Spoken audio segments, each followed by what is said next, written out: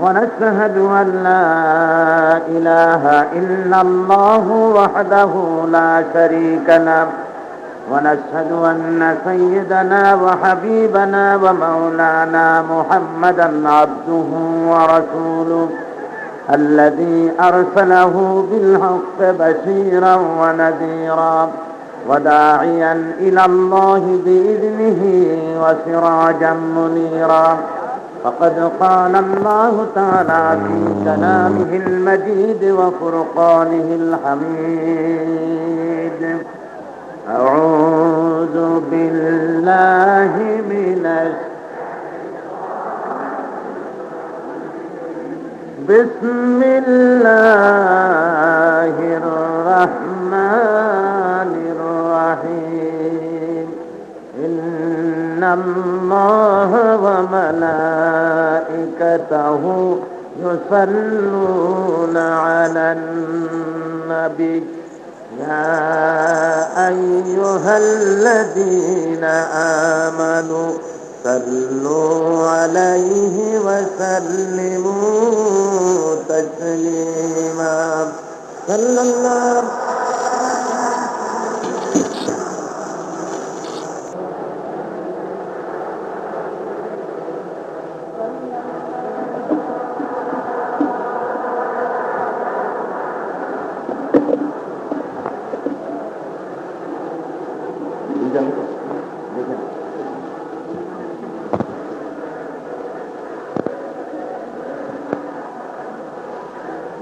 जोरे सोरे मोहब्बत सारे पढ़े सल्लल्लाहु अलैहि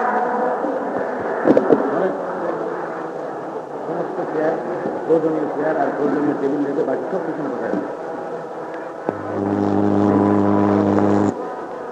بلغ العلا بكماله كشف الدجى بجماله أسند الجميع خلقاله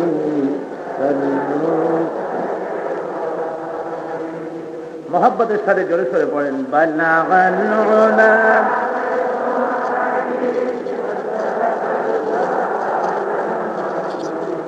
أسند الجميع خصاله صلوا عليه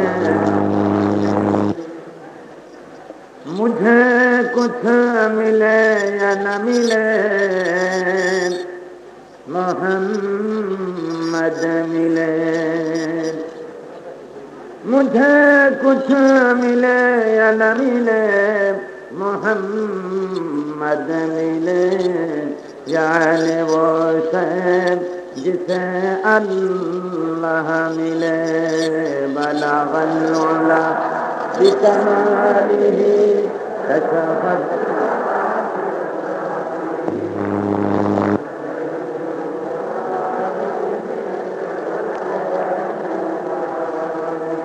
ये तेरी मेराज थी कि तू लोह कलम तक पहुँचा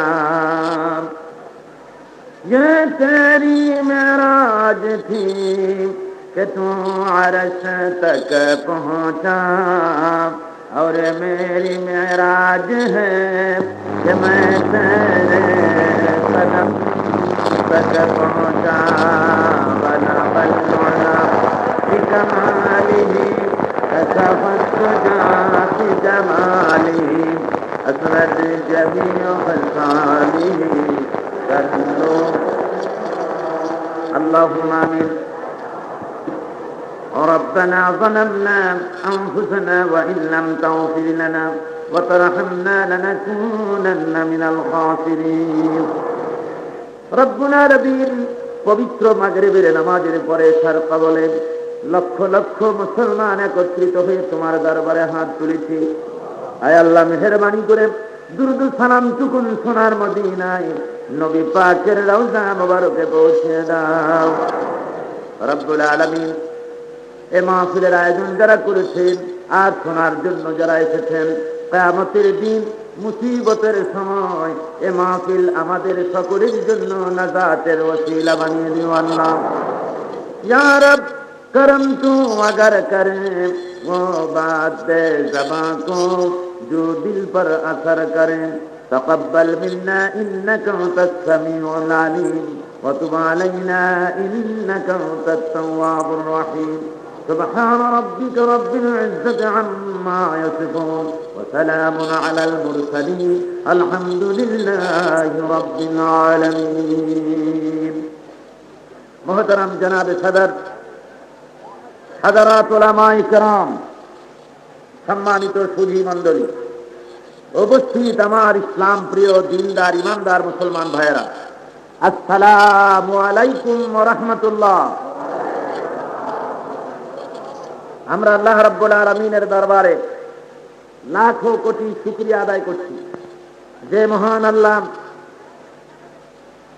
ইসলামী সমাজ কল্যাণ পরিষদ কর্তৃক আয়োজিত 5 দিন ব্যাপী তাফসীরুল কোরআনের মাহফিলের আজকের এই সমাপনী দিবসে আখেরি মোনাজাতের দিনে আমাদেরকে এই মাহফিলে শরীক হওয়ার তৌফিক আতা ফরমালেন। সেই আল্লাহর দরবারে শুকর আদায় করছি। সবাই পড়ুন আলহামদুলিল্লাহ। জোরে সোরে মহব্বতের সাথে সমস্বরে একযোগে সবাই পড়েন আলহামদুলিল্লাহ। আবারও শুকরিয়া আদায় করছি যে আল্লাহ রাব্বুল আলামিন যাদেরকে নসিব করেছেন টাকা খরচ করে বায়তুল্লাহ শরীফে গিয়ে বায়তুল্লাহ ইমামের পেছনে নামাজ পড়ার এবং তাকে দেখার, তার খুতবা শোনার তৌফিক যাদের দিয়েছেন তাদের তো হয়েছে। আর যারা দেখতে পারেন নাই এমন লাখো জনতা আজ তারা সৌভাগ্যবান হয়েছেন। আজকে যে কাবা শরীফের ইমাম কোরআন শরীফ তাফসীরের মাহফিলের শেষ দিনে এসে যে রৌনক আফরোজ হলেন এখানে, তার আশাটা এই চট্টগ্রামবাসীদের জন্য বিরাট সৌভাগ্যের কারণ হয়েছে। আজকে তার মতো একজন মহান ব্যক্তিত্বের সাথে মোনাজাত করে তার খুতবা শুনতে পেরে আমরা আল্লাহর দরবারে শুকর আদায় করছি। সবাই পড়েন আলহামদুলিল্লাহ। বন্ধুগণ, গত 4 দিন সূরা বনী ইসরাঈল থেকে আপনাদের সামনে আমি আলোচনা রেখেছি। সূরা বনী ইসরাঈলের 2টি রুকু প্রথম 3 দিনে শেষ হয়েছে। চতুর্থ দিনে তৃতীয় রুকুর প্রথমের একটি আয়াত আপনাদের সামনে, একটি আয়াতের একটি অংশ আপনাদের সামনে পেশ করা হয়েছিল।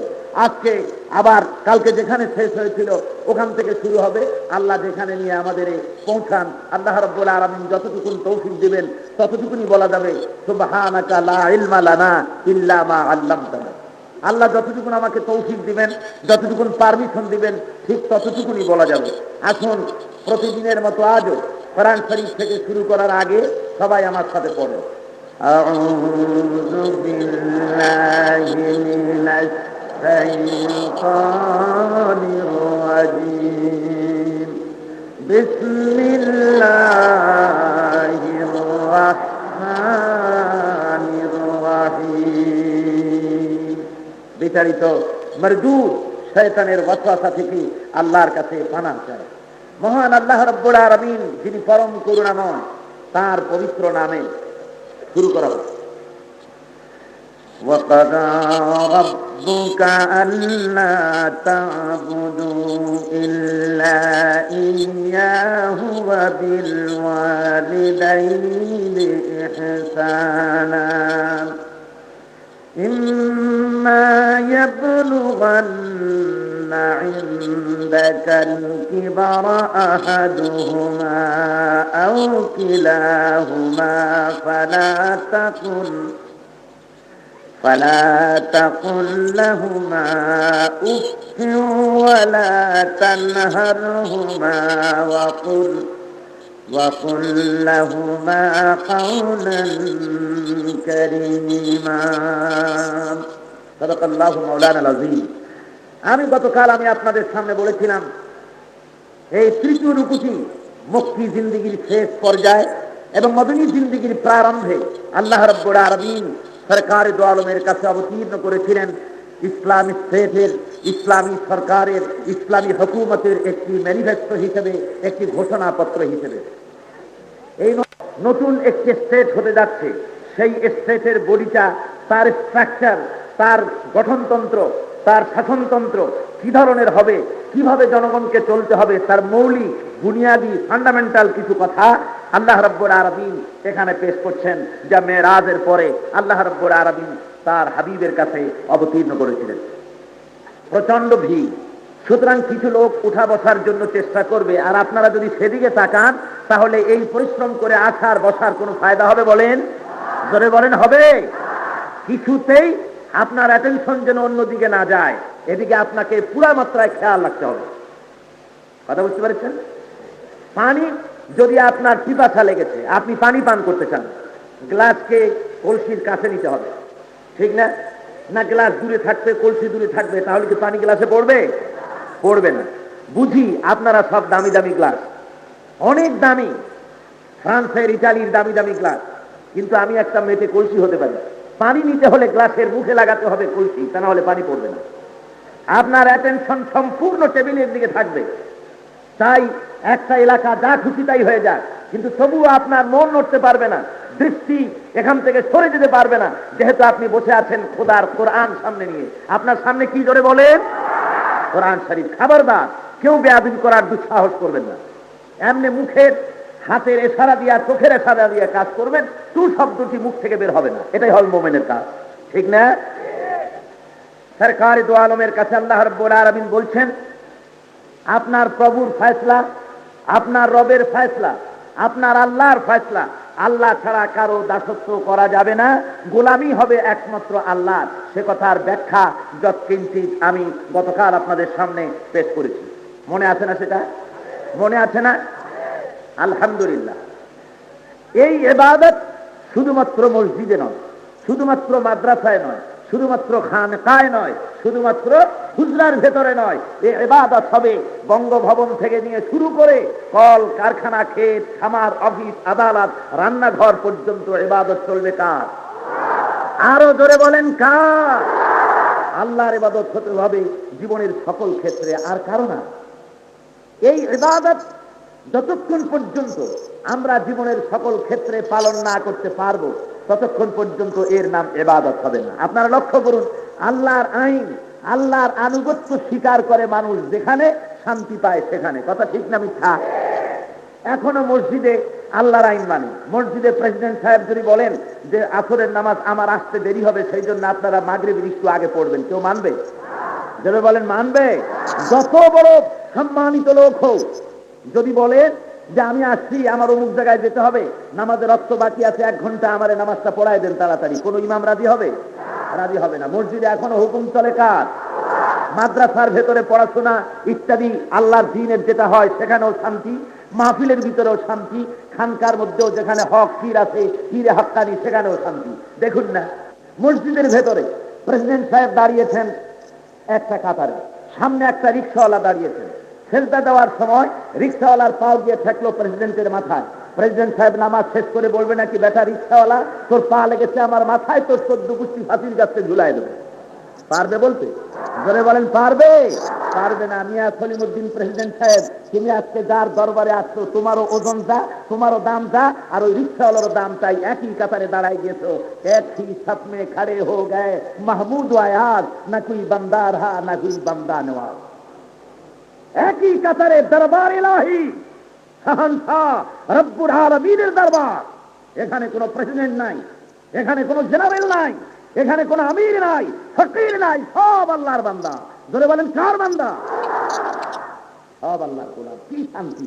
সুবহানাল্লাহ, সুবহানাল্লাহ। বিরাট ধ্বনির সামনে পথের ফকির দাঁড়িয়েছে, তার পা লাগতেছে তার গায়ে, বলার কিছুই পায় নাই। শান্তি এখানে। তাকিয়ে দেখুন মাহফিলের দিকে, এত বড় একটা বিরাট মাহফিল, এ ধরনের বিরাট একটা জনসমুদ্র যদি কোনো সরকার আয়োজন করে, কয়েক কোটি টাকা খরচ হবে, তারপরে হাজার হাজার পুলিশ লাগবে, তারপরেও এত লোক হবে। এরপরে কেউ থাকবে দাঁড়ায়া, কেউ থাকবে বসে, কেউ সিগারেট টানবে, কেউ চীনাবাদাম খাবে, মানুষেরা মাইকি চিল্লাই থাকবে, বসেন বসেন, হাতে ধরি পায়ে ধরি, কত চিল্লানো, কিন্তু লোক ঠান্ডা করতে পারবে না, ঠিক না? হায় হায়, কই পুলিশ, কোথায় স্বেচ্ছাসেবক? কিচ্ছু নাই। কোরআন শরীফের টেবিল থেকে আওয়াজ যাচ্ছে বসুন, সব বসে যাচ্ছে। সুবহানাল্লাহ। যে কোরআন শরীফ আজকের কেরামতি কার? আমার। নিশ্চয়ই নয়। এ কেরামতি, এ মুজিজা কোরআনের। কার মুজিজা? কোরআন শরীফ শুনতে এসে যদি এই আরাম হয়, এই শান্তি হয়, কোরআন শুধু শুনতে এসে সেই কোরআনের আইন যদি বঙ্গভবন থেকে শুরু করে রান্নাঘর পর্যন্ত সারা দেশে যদি চলে, জান্নাতুল ফেরদাউস হয়ে যাবে বাংলাদেশ।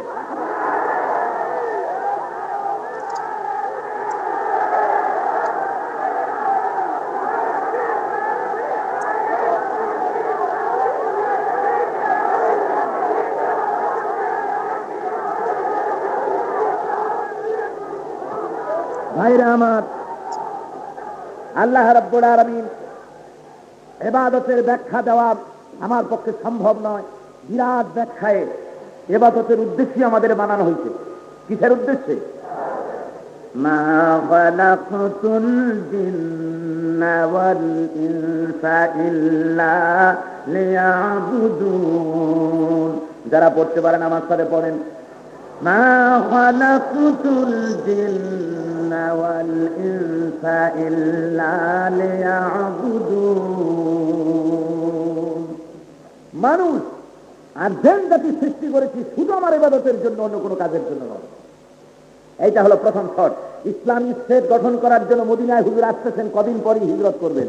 আগেই নোটিশ হয়ে গেল আল্লাহর পক্ষ থেকে, গোলামি হবে জীবনের সব ক্ষেত্রে আল্লাহর, আর কারো না।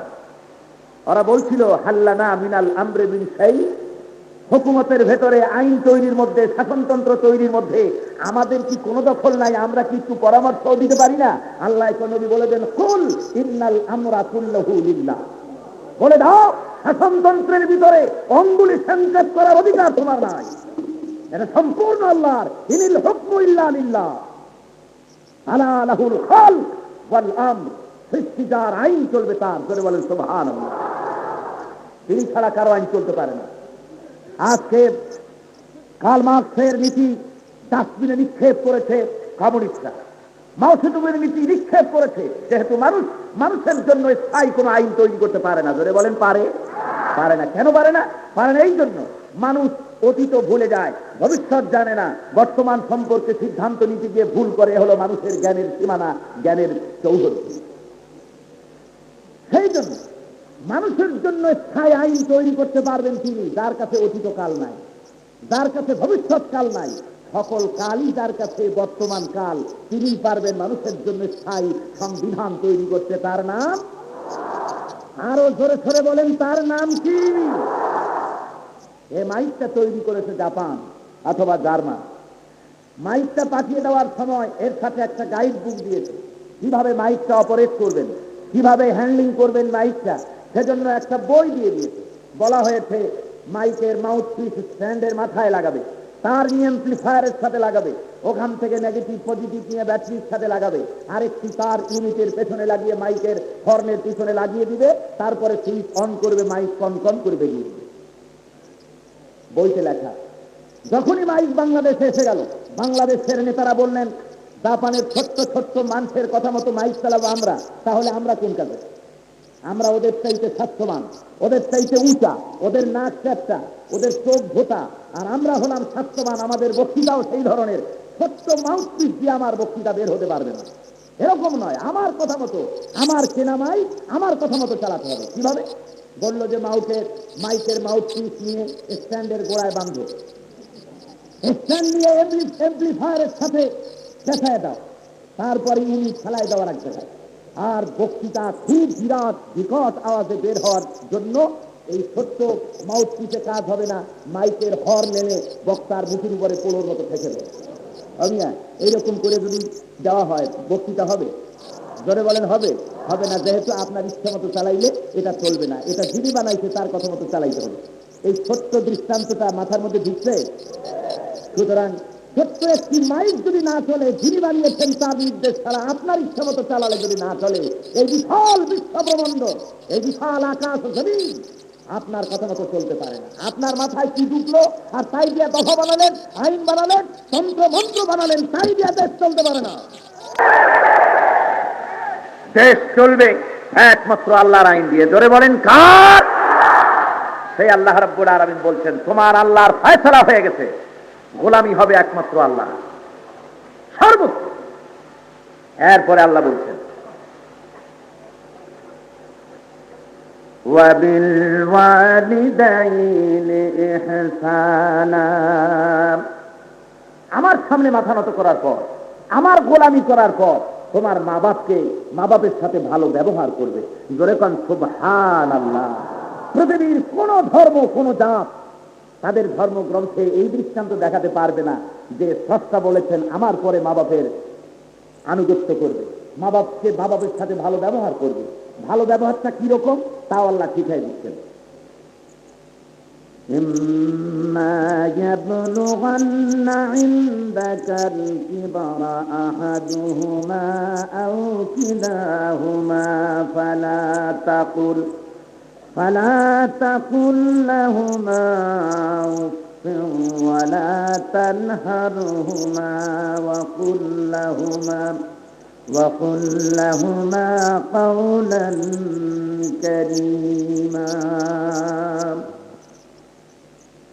তোমাদের কাছে যদি একজন অথবা উভয় অথবা মা অথবা মাতা পিতা দুজনই তোমাদের কাছে বৃদ্ধ অবস্থায় যদি থাকে, ফালা তাকুল লাহুমা উফ, তাদের সামনে উফ শব্দটি পর্যন্ত বলো না। বৃদ্ধ অবস্থায় মানুষ অসহায় হয়ে যায়, তখন কামাই করতে পারে না, তাদের কাজে তাদের কথায় বিরক্ত হয়ে অথবা তাদের মনে কষ্ট লাগতে পারে, এতটুকু বহু শব্দ বলো না মা বাবার সামনে, খাবার দাও। আল্লাহ নিষেধ করছে। শুধু তাই নয়, ওয়াকুল লাহুমা কাওলান কারীমা ওয়ালা তানহারহুমা, মা বাবার সাথে ধমক দিয়া, চোখ রাঙ্গায়া, মাথা ঝুলাইয়া এভাবে কথা বলো না, খবরদার। চোখ রাঙিয়ে কথা বলবে না, ধমক দিবে না। তাদের সাথে কথা বলবে সম্মানের সাথে, মর্যাদা দিয়ে। ওয়াখফিদ লাহুমা জানাহাজ যুল্লি মিনার রাহমা, আর তাদের জন্য তোমার করুণার বাজি, করুণার দানা বিছায় দাও। বিনয় বিনম্র থাকো মা বাবের সামনে। ওয়াকুর রব্বির হামহুমা কামা রব্বায়ানি সগীরা, আর আমার কাছে দোয়া করো, প্রভু হে আমার রব, আমার মা বাপের প্রতি রহম করো, করুণা করো, ঠিক সেইভাবে যেভাবে আমার মা বাপ স্নেহ বাৎসল্যে আমাদেরকে মহব্বত করে স্নেহের কোলে লালন পালন করেছে। হে খোদা, তুমি আমার মা বাপকে স্নেহের কোলে লালন পালন করো। জোরে বলেন সুবহানাল্লাহ। ভাইরা আমার, পৃথিবীতে কেউ বলেনি এই কথা। আল্লাহ রাব্বুল আলামিন কোরআন শরীফের ভিতরে অন্যত্র বলেন, ওয়াসাইনাল ইনসানা বিওয়ালিদাইহি ইহসানা হামালাতুহু উম্মুহু কুরহান ওয়া ওয়াদাআতুহু কুরহান وحمله وفصاله 30 شهرا। আল্লাহ রাব্বুল আলামিন বলেন, আমি দুনিয়ার মানুষদেরকে উপদেশ দিয়েছি মা বাপের খেদমত করবে, ভালো ব্যবহার করবে। যেহেতু তোমার মা তোমার গর্ভে ধারণ করেছে অত্যন্ত কষ্টের সাথে, ডেলিভারি করেছে অত্যন্ত কষ্টের সাথে, শুধু তাই নয়, তোমার মা তার বুকের রক্ত দিয়া, বুকের দুধ দিয়া 30 মাস পর্যন্ত তোমার বুকের দুধ দিয়া মানুষ করেছে। এই মায়ের সাথে যেন নাফরমানি করবে না। মায়ের পেটের ভিতরে সন্তান যখন ছিল, আমি বিভিন্ন আলোচনার ভিতরে আপনাদের সামনে অনেক সময় বলেছি, কোরআনের ব্যাখ্যা দিতে গিয়ে আল্লাহ বলেন, হামালাতুহু উম্মুহু কুরহা, এই গর্ভধারণ করেছে মা বড় কষ্টের সাথে। সারাদিন মা কাজ করে, রান্না বান্না করে, সকলকে খাবারের পরে শেষে যখন নিজে খেতে গেছেন, এক পেট ক্ষুধা নিয়া যখন খাবারের থালা নিয়ে বসে গেছেন, পেটের ভিতরে সন্তান নড়ে চড়ে উঠেছে, হাঁটু দিয়া গুতা মেরেছে, পা দিয়া গুতা মেরেছে। মা সহ্য করতে পারেন নাই, ক্ষুধা পেটে থাকা সত্ত্বেও থালটা সরাই দিয়া মা দাঁড়ায় গেছে, বসতেছে, শুতেছে, আরাম হয় না, শান্তি হয় না। আল্লাহ রাব্বুল আলামিন বলে, দুনিয়ার মানুষেরা, তোমার মা আবার রাতের বেলায় সবাই যখন ঘুমিয়ে গেল, আরাম করে তোমার মাও ঘুমিয়ে আছে। আহারে, ওই শীতের রাত্রে সন্তানের গুতা পেটের ভিতরে হাঁটু দিয়া মাথা দিয়া গুতা মেরেছি, মা সহ্য করতে পারি না, এই ল্যাপটারে ফালাই দিয়া বসে আছে, দাঁড়াতেছে, বসতেছে। এই শীতের ভিতরে মা ঘরমুক্ত হয়ে যেতেছে। এরপরে যখন ডেলিভারির সময় এসে যায়, মা তখন সকলের কাছ থেকে বিদায় নিয়ে যায়। আরে সুতিকা গৃহে চলে যায়, স্বামীর কাছে বিদায় নিয়ে যায়, মনে হয় বাঁচবো না, আমারে মাফ করিয়া দিও। এরপরে যখন ডেলিভারি পেইন শুরু হয়ে যায়, প্রসব বেদনা যখন আরম্ভ হয়, ভুক্তভোগী মহিলা ছাড়া দুনিয়ার কেউ বুঝবে না কি কষ্টটা হয়। এত কষ্টের পরে সে প্রতিটি বেদনা এক একটা মৃত্যুর সঙ্গী পাঞ্জা লড়তে থাকে। এরপরে যখন ডেলিভারি হয়ে যায়, আল্লাহ রাব্বুল আলামিন বলেন আমি মায়ের মনের মধ্যে টেন্ডেন্সি তুলে দেই, তার মনের ভিতরে এই ফিলিংস জাগায় দেই, সন্তানের মুখের দিকে তাকা, কি হয়েছে তাকায় দেখ। মা তখন সন্তানের মুখের দিকে তাকায়, সন্তানের মুখের দিকে তাকাবার সঙ্গে সঙ্গে রাব্বুল আলামিন বলেন মায়ের 10 মাস পেটে ধরার কষ্ট আর ডেলিভারির সব কষ্ট সন্তানের মুখ দেখার সঙ্গে সঙ্গে মায়ের কলেজা থেকে আমি মুছে ফেলে দেই। এমন মায়ের সাথে নাফরমানি করে, বরং তোমার মায়ের জন্য তোমার বাবার জন্য আমার কাছে দোয়া করো, রব্বিরহামহুমা কামা রাব্বায়ানি সাগীরা। সবাই পড়েন জোরে সরে, রব্বিরহামহুমা কামা রাব্বায়ানি সাগীরা। হুজুর বলছেন, এক সাহাবী এসে বলছেন ইয়া রাসূলুল্লাহ খেদমত করব কার? হুজুর কয় তোমার মা। তারপরে কার? তোমার মায়ের। তারপরে কার? তোমার মায়ের। তারপরে কার? হুজুর বলছেন তোমার পিতা। মায়ের কথা কয়বার বললেন? 3 বার। ধরে কোন সুবহানাল্লাহ। তাই আমি বলি মানুষের জন্য, পুরুষের জন্য, সব পুরুষ এবং মেয়ে লোক সকলের জন্যই তার বড় পীর হলো তার মা বাপ। তার বড় পীর কি? ধরে বলেন কে? মা বাপ হলো বড় পীর। একজন পীর সাহেবের সামনে ভালো একটা খাবার নিয়ে গেলেন, ভালো একটা হাদিয়া নিয়ে গেলেন, তাতে যে সওয়াব না হবে মিয়া ভালো করে শুনে রাখেন। আপনার বৃদ্ধা মার বৃদ্ধ পিতাকে যদি পাশে বসাইয়া ওই হাদিয়াটুকু যদি দিয়ে দেন, ভালো খাবারটা যদি মুখে তুলে খাবার দিয়ে দেন, তাহলে আল্লাহর কোরআন নবীর হাদিস অনুযায়ী পৃথ্বীকে দিলে পরে যতটুকু সওয়াব হবে, আল্লাহ যতটুকু খুশি হবেন তার চাইতে লক্ষ গুণে খুশি হবেন মা বাপ যদি আপনার প্রতি খুশি হয়ে যায়। মা বাপ হলো আপনার সবকিছু। ভাইরা আমার, হযরত বাইজিদ বুস্তামি রাহমাতুল্লাহ আলাইহি জবরদস্ত আল্লাহর ওলি, সকলে নাম জানে তাই না? হযরত বাইজিদ ছোট্ট মানুষ, তার মা গভীর রাত্রে অসুস্থ অবস্থায় ছেলেকে ডেকে বলছে বাইজিদ পানির পিপাসা লেগেছে, শিগগির করে আমাকে পানির ব্যবস্থা করো। ঘরে পানি পাওয়া গেল না। হযরত বাইজিদ ছুটে গেলেন, দূরের থেকে পানি পেলেন, ঘরের ভিতরে এসে দেখেন মা ঘুমায় গেছেন, গ্লাসটা হাতে নিয়ে দাঁড়ান।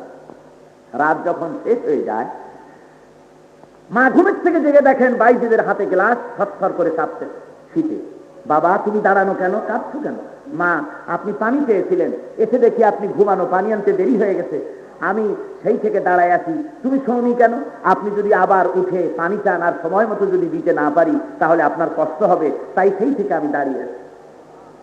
হযরত বাইজিদের মা বাইজিদকে লিপের ভিতরে কম্বলের ভিতরে রেখে নিজে উজু করে নামাজ পড়তে দাঁড়ায় গেলেন। সেজদায় পড়ে বাইজিদের মা কান্দেন আর বলেন রব্বুল আলামিন আমার বাইজিদ নাবালক মানুষ, ছোট্ট মানুষ, আমার জন্য আমার বাইজিদ আজকে যা করলো আমি তার মা, আমার কলেজা খুশি হয়ে গেছি। আমি মা হয়ে দোয়া করি আল্লাহ আমার বাইজিদকে দুনিয়ার ভিতরে তুমি সুলতানুল আরিফিন বানাইয়া দিও। আল্লাহ রাব্বুল আলামিন দোয়া কবুল করে নিলেন।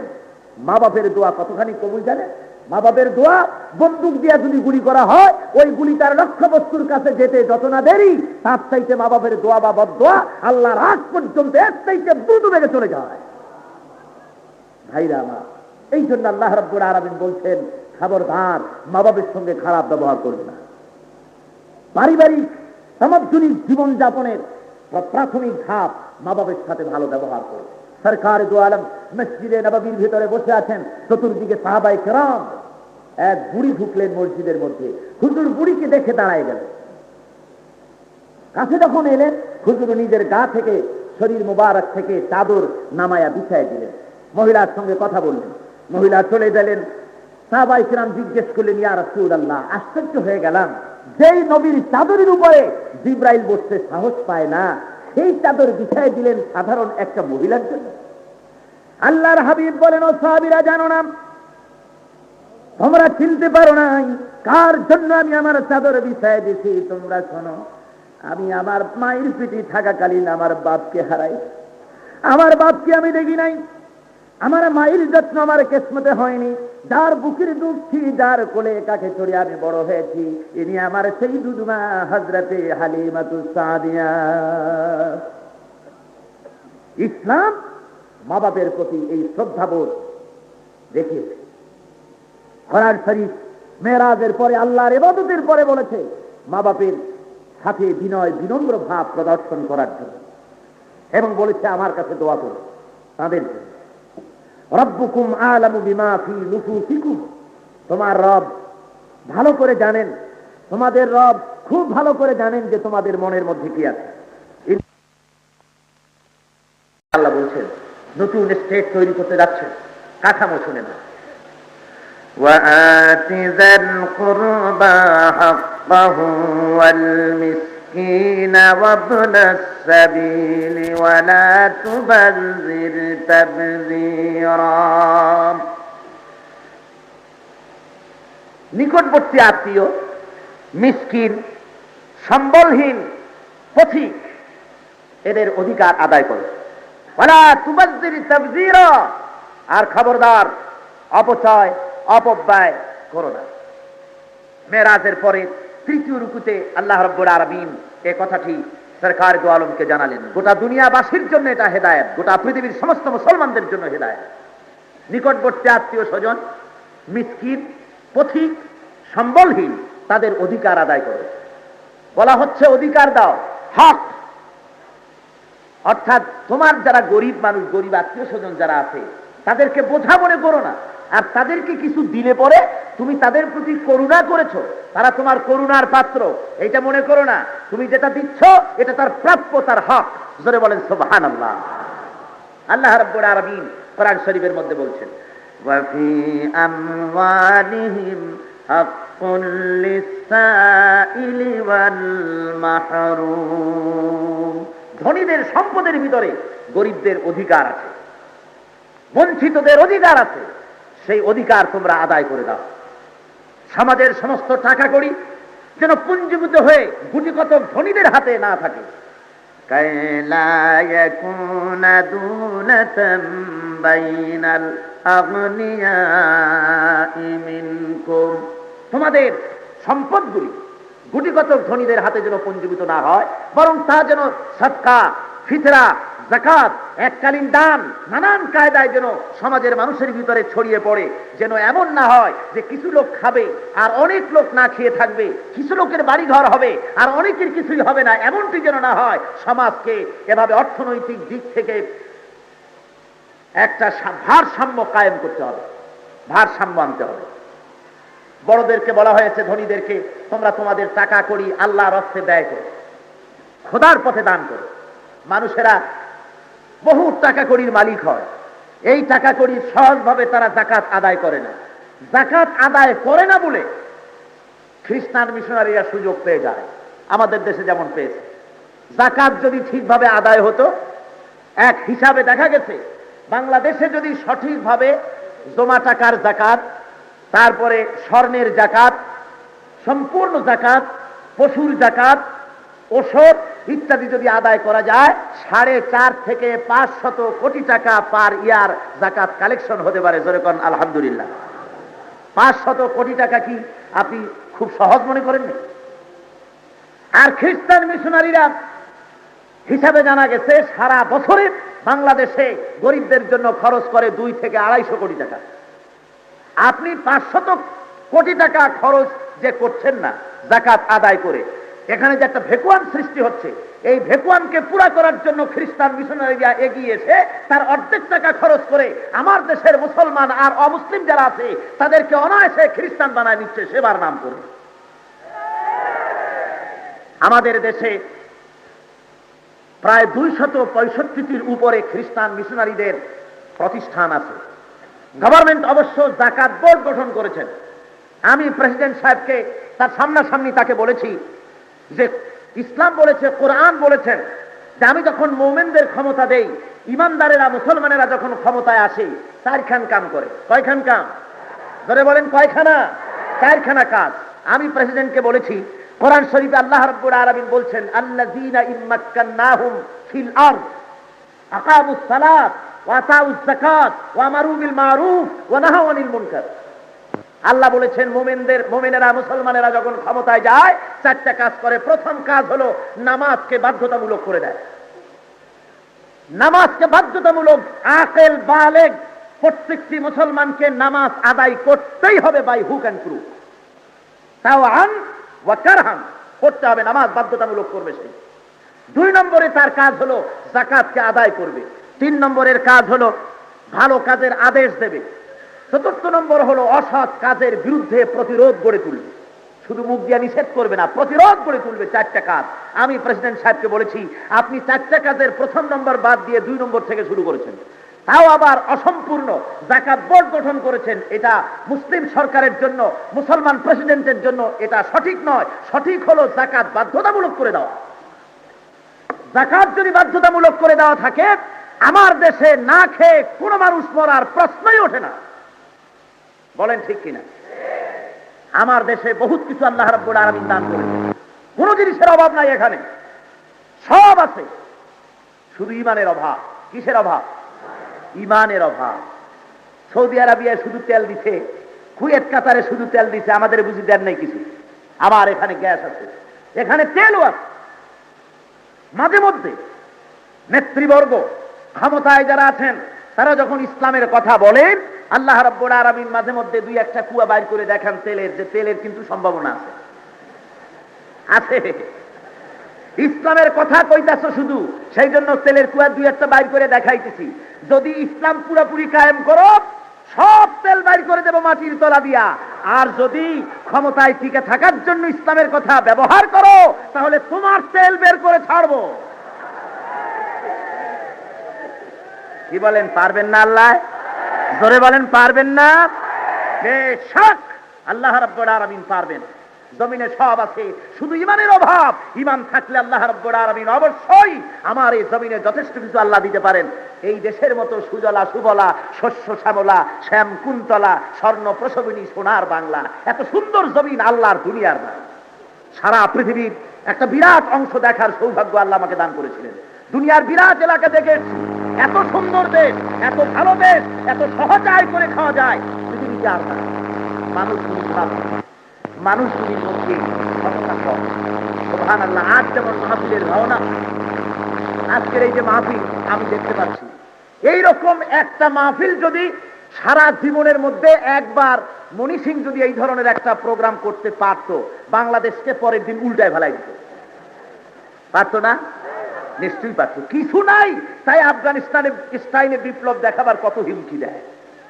মুসলমান, আজকে তোমাদের ভিতরে ঐক্য নাই বলে, ইমানের মজবুতি নাই বলে এত মুসলমান, লাখো লাখো মুসলমান আজ এসেছেন আপনারা। কিন্তু আপনাদের শক্তি কতটুকু আমি জানি। এই যে লক্ষ লক্ষ মুসলমানের ঢল নেমেছে আজ, আপনাদের শক্তি কতটুকু আমি জানি। মাত্র এই বিরাট জনসভাকে, এই বিরাট মাহফিলকে ভেঙে দেওয়ার জন্য 25টা বা 50টা ছেলে যথেষ্ট। 25টা বা 50টা ছেলে বিরাট বর্মায়া ব্যাগ বা বড় বাঁশ নিয়ে চতুর্দিক থেকে যদি চোখ বুঝা ধাপা পিটান আরম্ভ করে, মাশাআল্লাহ আলহামদুলিল্লাহ, এমন জোরে দৌড় মারবে বিপুল বিক্রমে বীরের ন্যায়। দৌড়াতে দৌড়াতে বান্দরবন, কক্সেস বাজার, পটিয়া পর্যন্ত যাইয়া সাথী লোকদের জিজ্ঞেস করবে, ভাই আমরা দৌড়াই কেন? কি বলেন, ঠিক না? এটা কেন? এই জন্য ওই 50টা এসেছে ইউনাইটেড হয়ে, সংঘবদ্ধ হয়ে। আর আপনারা লক্ষ লক্ষ এসেছেন, আপনাদের ইউনিটি নাই। মাহফিলে আসেন, সোডা ওয়াটারের মতো বিরাট স্লোগান দিয়া বিস্ফোরিত হয়ে যান আপনারা। আর যখন দেশে ফিরে যান, এলাকায় যান, ইসলামের নাম গন্ধ তখন কাছে থাকে না। অবশ্য আপনারা না, চিটাগং ভালো, অন্য অন্য জায়গার কথা বলছি। বন্ধুগণ, আল্লাহ রাব্বুল আলামিন বলছেন, তোমরা তোমাদের গরীব আত্মীয় স্বজনের হক আদায় করে দাও। তাহলে যাকাত যদি দাও, তাহলে তোমাদের মধ্যে অশান্তি আসবে না। আর ওয়ালা তুবাজ্জির তাবযীরা, আর মনে রেখে দিও, অপব্যয় অপচয় করো না। আমার দেশে যথেষ্ট অপচয় হয়, হয় না?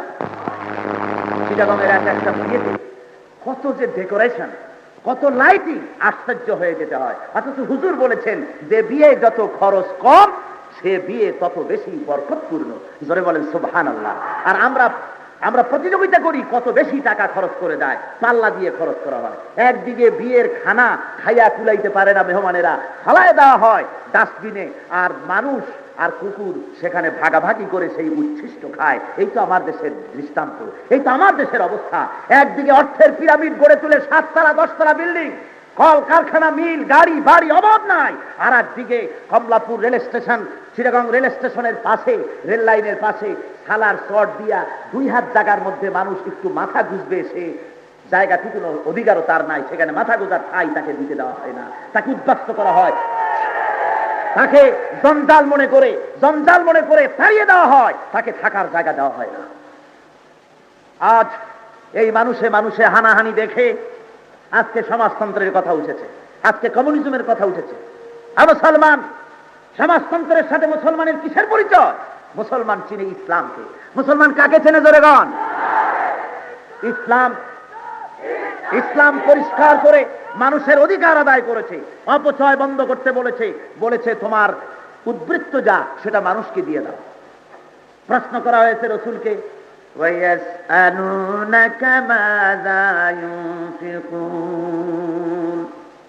হে নবী, আপনাকে প্রশ্ন করা হয় কি খরচ করব? আল্লাহ রাব্বুল আলামিন বলেন, ও নবী আপনি বলে দেন, কুলিল আফওয়া, প্রয়োজনের অতিরিক্ত জিনিস আল্লাহর রাস্তায় খরচ করে দাও। তোমার যেটা প্রয়োজনের অতিরিক্ত সেটা কোথায় খরচ করতে হবে? আল্লাহর রাস্তায় খরচ করো। প্রয়োজনের অতিরিক্ত টাকা দিয়া দামি দামি কার্পেট, দামি দামি পর্দা, দামি দামি গাড়ি আছে, আরো 5টা দরকার, এয়ার কন্ডিশন দরকার, বাড়িতে ব্ল্যাক অ্যান্ড হোয়াইট টিভি আছে, ওতে হয় না। ইজ্জত বাঁচাবার জন্য, নিজের প্রেস্টিজকে ভালো করে উন্নত করার জন্য, সমাজের সাথে তাল মিলিয়ে চলার জন্য একটা কালার টিভির প্রয়োজন। আরো সুন্দর ডেকোরেশন হওয়া দরকার, সিনথেটিক পেইন্ট হওয়া দরকার, প্লাস্টিক পেইন্ট হওয়া দরকার, আরো গাড়ির দরকার, আরো চাই। এমন এক গুদাম পেট, বিশ্ব গুদাম, আরো চাই। জোরে খন নাউযুবিল্লাহ। এর কোনো শেষ নাই, আরো চাই। এইভাবে করে করে এক শ্রেণীর মানুষ শুধু গিলতেছে, আর এক শ্রেণীর মানুষ শেষ হয়ে যাচ্ছে। ইসলামের কোন অর্থনীতি সম্পর্কে তাদের জ্ঞান না থাকার কারণে এই লোকগুলি সমাজতন্ত্রের খপ্পরে পড়ে যাচ্ছে, কমিউনিজমের খপ্পরে পড়ে যাচ্ছে। বলেন ঠিক কিনা? ওরা বলতেছে লাঙ্গল যার জমিন তার। লোকেরা মনে করে মাশাআল্লাহ, এই তো পাইছি সেরাগালি বদনারে, ইনির যদি ক্ষমতায় যাইতে পারে, উনি স্লোগান দিচ্ছেন লাঙ্গল যার, এই কি কয় জমিন তার, তাহলে আমার তো লাঙ্গল আছে জমিন নাই, ওরা ক্ষমতায় গেলে তো আমি জমিন পেয়ে যাবো। কিন্তু মারাজতি অর্থ বোঝে নাই। কমিউনিস্টদের আসল ইচ্ছাই হলো যখন দেশ তারা হাতে পেয়ে যায়, সে দেশের কল কারখানা, বাড়ি গাড়ি, গোষ্ঠী সুদ্ধা সব ন্যাশনালাইজ হয়ে যায়, সব জাতীয়করণ করা হয়, এমনকি লাঙ্গলখানা পর্যন্ত গভর্নমেন্টের হয়ে যায়। স্লোগান কিন্তু ঠিক আছে, আপনারা ব্যাখ্যা চান নাই, অন্যরাও ব্যাখ্যা দেন নাই। স্লোগান ঠিক আছে, লাঙ্গল যার জমিদার, জমিন গভর্নমেন্টের, লাঙ্গলও মাঝখানে পড়ে ফাঁকে পড়ে যায় জনতা। এই প্রহসন চলছে আজ বিশ্বজুড়ে এই প্রহসন। সমাজতন্ত্র যদি এতই ভালো জিনিস হবে, শুনুন, সমাজতন্ত্র যদি এতই ভালো জিনিস হবে, তাহলে ফিদেল ক্যাস্ট্রোর দেশ কিউবা থেকে হাজার হাজার মানুষ এই জেলখানা থেকে মুক্তি পাওয়ার মানুষে নদীর ভিতরে প্রাণান্তকার পরিবেশের ভিতরে ঝাঁপিয়ে পড়ে অন্য দেশে পালাচ্ছে কেন? সমাজতন্ত্র যদি এতই ভালো হবে, তাহলে রাশিয়ার ভিতর থেকে মানবাধিকারের প্রশ্ন আজকে উঠেছে কেন? সমস্ত মানুষ আজ ত্রাহি করছে। সমাজতান্ত্রিক 2-4টা দেশ দেখার দুর্ভাগ্য আমার নিজের হয়েছে। আমি দেখেছি সেসব দেশের অবস্থা, মানুষের মুখে হাসি নাই, সারাদিন বেচা বিক্রি করে সন্ধ্যাবেলায় শেষ কপাট দুঃখীয় গভর্নমেন্টের বাক্সের মধ্যে রাখতে হবে। নিজের কলিজার টুকরা ছোট্ট ছেলের জন্য একটা মিমি কেনার অধিকার নাই। ইচ্ছে থাকা সত্ত্বেও নিজের স্ত্রীকে ভালো একটা শাড়ি দেওয়ার উপায় নাই। ইচ্ছে থাকা সত্ত্বেও নিজের আত্মীয়কে দাওয়াত করে মেহমানদারি করার কোনো উপায় নাই, যাকাত দেওয়ার উপায় নাই, মুসলমানদের হাজ করার উপায় নাই। সমাজতন্ত্র যে দেশে এসেছে, এর মতো গজব আল্লাহর দুনিয়ায় আর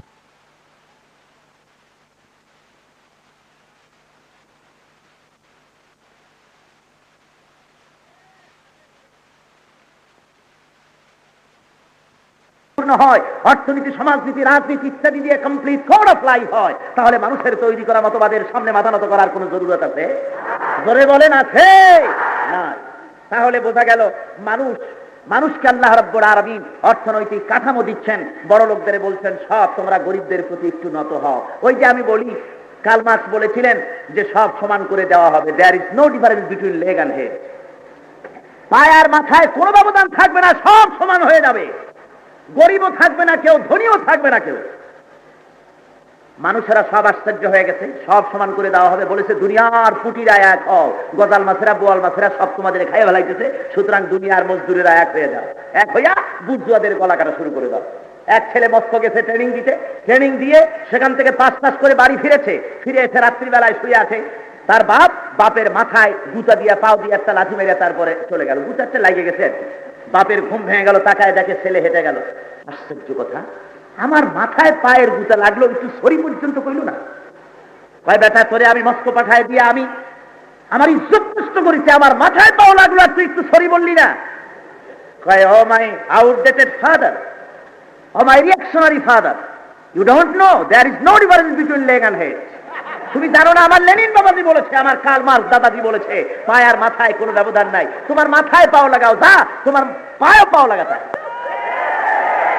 পিতা যদি বুদ্ধিমান হন তাহলে পিতা বলবেন ছেলে পায় আর মাথায় যদি কোনো ব্যবধান না থাকে, একদিন উপরের মুখ দিয়া খেয়েছো, এবার উপরের মুখ নিচে দিয়া, নিচের মুখ উপরে দিয়া তারপরে খাবার ঢুকাও। There is no difference between upper bore and lower bore.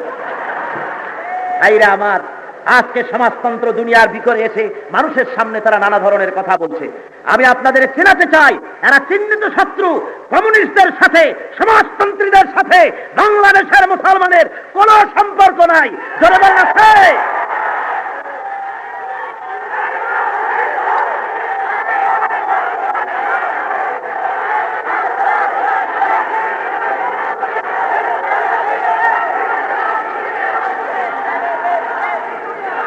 আল্লাহ রাব্বুল আলামিন বলছেন ইন্নাল মুবাজ্জিরিনা কানু ইখওয়ানাশ শায়াতিন, অপব্যয়কারী শয়তানের ভাই। যারা অপব্যয় করে তারা কি?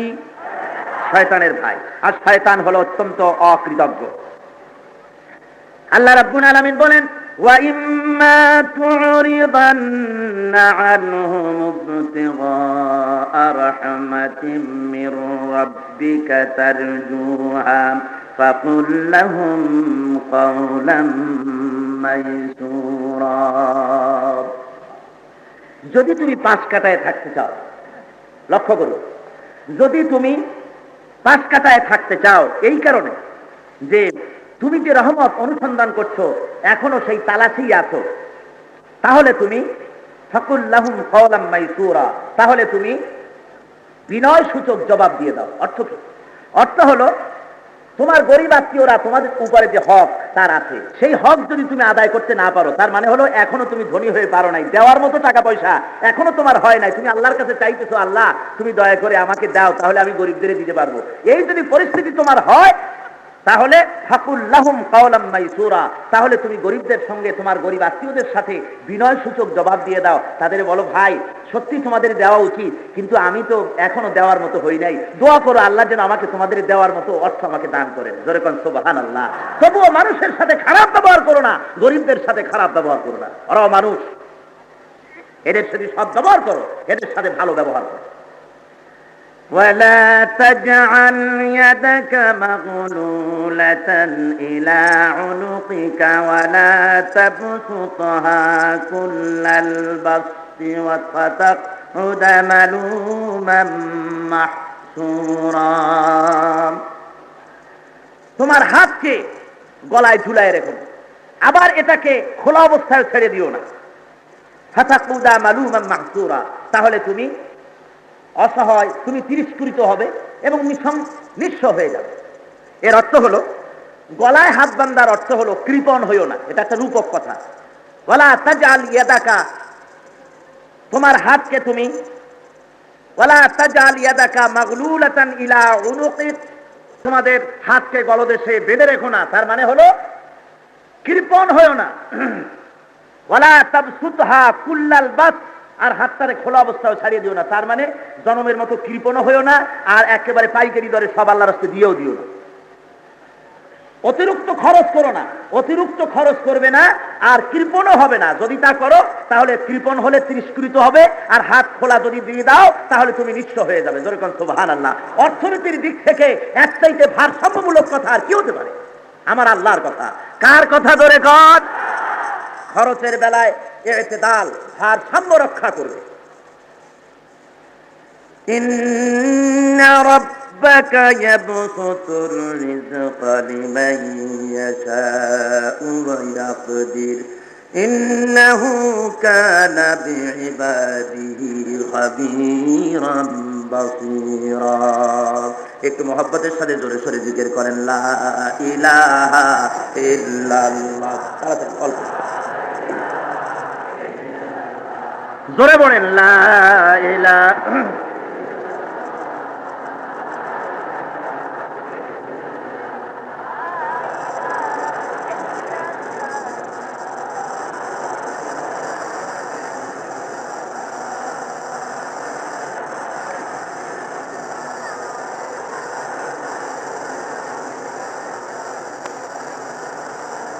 লা ইলাহা ইল্লাল্লাহু মুহাম্মাদুর রাসূলুল্লাহ।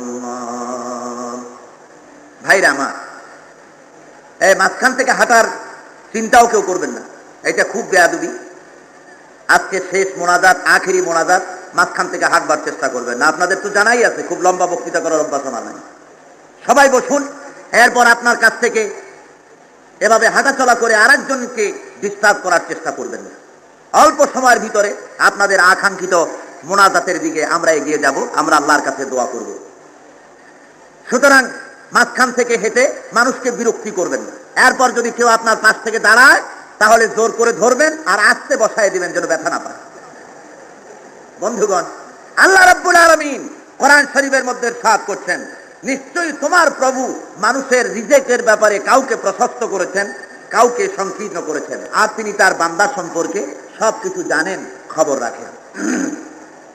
ওয়ালা তাকতুলু আওলাদাকুম খাশিয়াতা ইমলাক নাহনু নারযুকুহুম ওয়া ইয়্যাকুম ইন্না কাতলাহুম কানা খিতাআন কাবীরা। ওয়ালা তাকতুলু আওলাদাকুম খাশিয়াতা ইমলাক। ইসলামী রাষ্ট্রের ম্যানিফেস্টো তৈরি হচ্ছে। কি তৈরি হচ্ছে ধরে গণ? ঘোষণাপত্র ইসলামী রাষ্ট্রে বলা হচ্ছে, ওয়ালা তাকতুলু আওলাদাকুম, খবরদার তোমাদের অনাগত ভবিষ্যৎ, তোমাদের সন্তানদেরকে হত্যা করো না। খাসিয়াতা ইমলাক, দারিদ্রের ভয়, খেতে দিতে পারবে না এই জন্য সন্তানকে হত্যা করো না। ইন্না কাতলাহুম নাহনু নারযুকুহুম, আমি তাদেরকে খেতে দেব। যে সন্তানগুলি আসবে এগুলি খেতে দেবে কে? জোরে বলেন কে? ওয়া ইয়াকুম, তোমাদেরকেও দেব। তোমাদেরকে যেমন দিচ্ছি তোমরা তো পাচ্ছ, এরপরে যারা আসবে তাদেরকেও কে দেবে? ইন্না কাতলাহুম কানা খিতাআন কাবীরা, তাদেরকে হত্যা করা। ইন্না কাতলাহুম, তাদেরকে হত্যা করা, অর্থাৎ ওই সন্তানদেরকে হত্যা করা বিরাট ভুল তোমাদের। খাতআন কাবীরা, বিরাট ভুল। অনাগত ভবিষ্যৎকে হত্যা করো না। যারা দুনিয়ার বুকে সন্তান আসা বন্ধ করে দিচ্ছে তারা বিরাট বিরাট বিপদে পড়েছে বিভিন্ন জায়গায়। খামোশ হয়ে যান, খামোশ হয়ে যান। বন্ধুগণ, আল্লাহ রাব্বুল আলামিন বলছেন জমিন আমার। এই জমিনটা কার? জোরে কন, আরো জোরে বলেন কার? আল্লাহর জমিন। মানুষগুলি কারে? মানুষ সৃষ্টি করেছেন সেই আল্লাহ রাব্বুল আলামিন বলছেন, নাহনু নারযুকুহুম ওয়া ইয়্যাকুম, আমি তোমাদেরকেও খেতে দেই আর তাদেরকেও খেতে দেব আমি। খেতে দেওয়ার মালিক আমি। মানুষ বুঝতে পারে না, তাই অনাগত ভবিষ্যৎকে হত্যা করার জন্য জাহিলি মনোভাবের মধ্যে ঢুকে গেছে যে আর সন্তান দুনিয়া আসতে দেওয়া যাবে না। এটা হলো থার্ড ক্লাস প্যাসেঞ্জার মেন্টালিটি। কথা বুঝতে পেরেছেন? ট্রেনের ভিতরে থার্ড ক্লাস প্যাসেঞ্জাররা করে কি জানেন? থার্ড ক্লাস প্যাসেঞ্জার বসে আছে, এমন সময় দেখা গেল আরো কয়েকজন ঢুকেছে, জায়গা আছে, তারপরেও বলে যে না এখানে বসতে দেওয়া যাবে না, লোক আছে। যে লোক ওই নতুন ঢুকেছে সে যদি সাহস করে বলে যে ভাই আপনার যে লোক আছে সে লোক আসলে পরে আমি উঠে যাব, এখন তো একটু বসি, তারপরে দেখবেন সে লোক বসে গেল। এরপরে যে বসলো লোক কিন্তু আসবে না, ফাঁকি দিছে, অনেক জায়গা নিচে দখল করছে। এরপরে যিনি বসলেন ওনার মগজের মধ্যেও ওই third class passenger mentality grow করেছে। এরপরে আরেকজন আসছে, জায়গা আছে, অথচ সে বলবে যে না, এই জায়গায় জায়গা নাই, এখানে সিট খালি নেই। ঠিক কিনা? সুতরাং আজকের পৃথিবীর বড় বড় নেতাগুলা এরা সব থার্ড ক্লাস প্যাসেঞ্জারের মতো হয়ে গেছে, গাড়ির থার্ড ক্লাস প্যাসেঞ্জার। বলছে দুনিয়ায় আর লোক ধরবে না, আর আসবে না, আর এসো না, তোমরা এলে পরে তোমাদের খেতে দেবো কি, থাকতে দেবো কোথায়, থাকার জায়গা নাই, খাবারও কিছু নাই, আমরাই তো খায়া শেষ করে ফেলে দিয়েছি। আর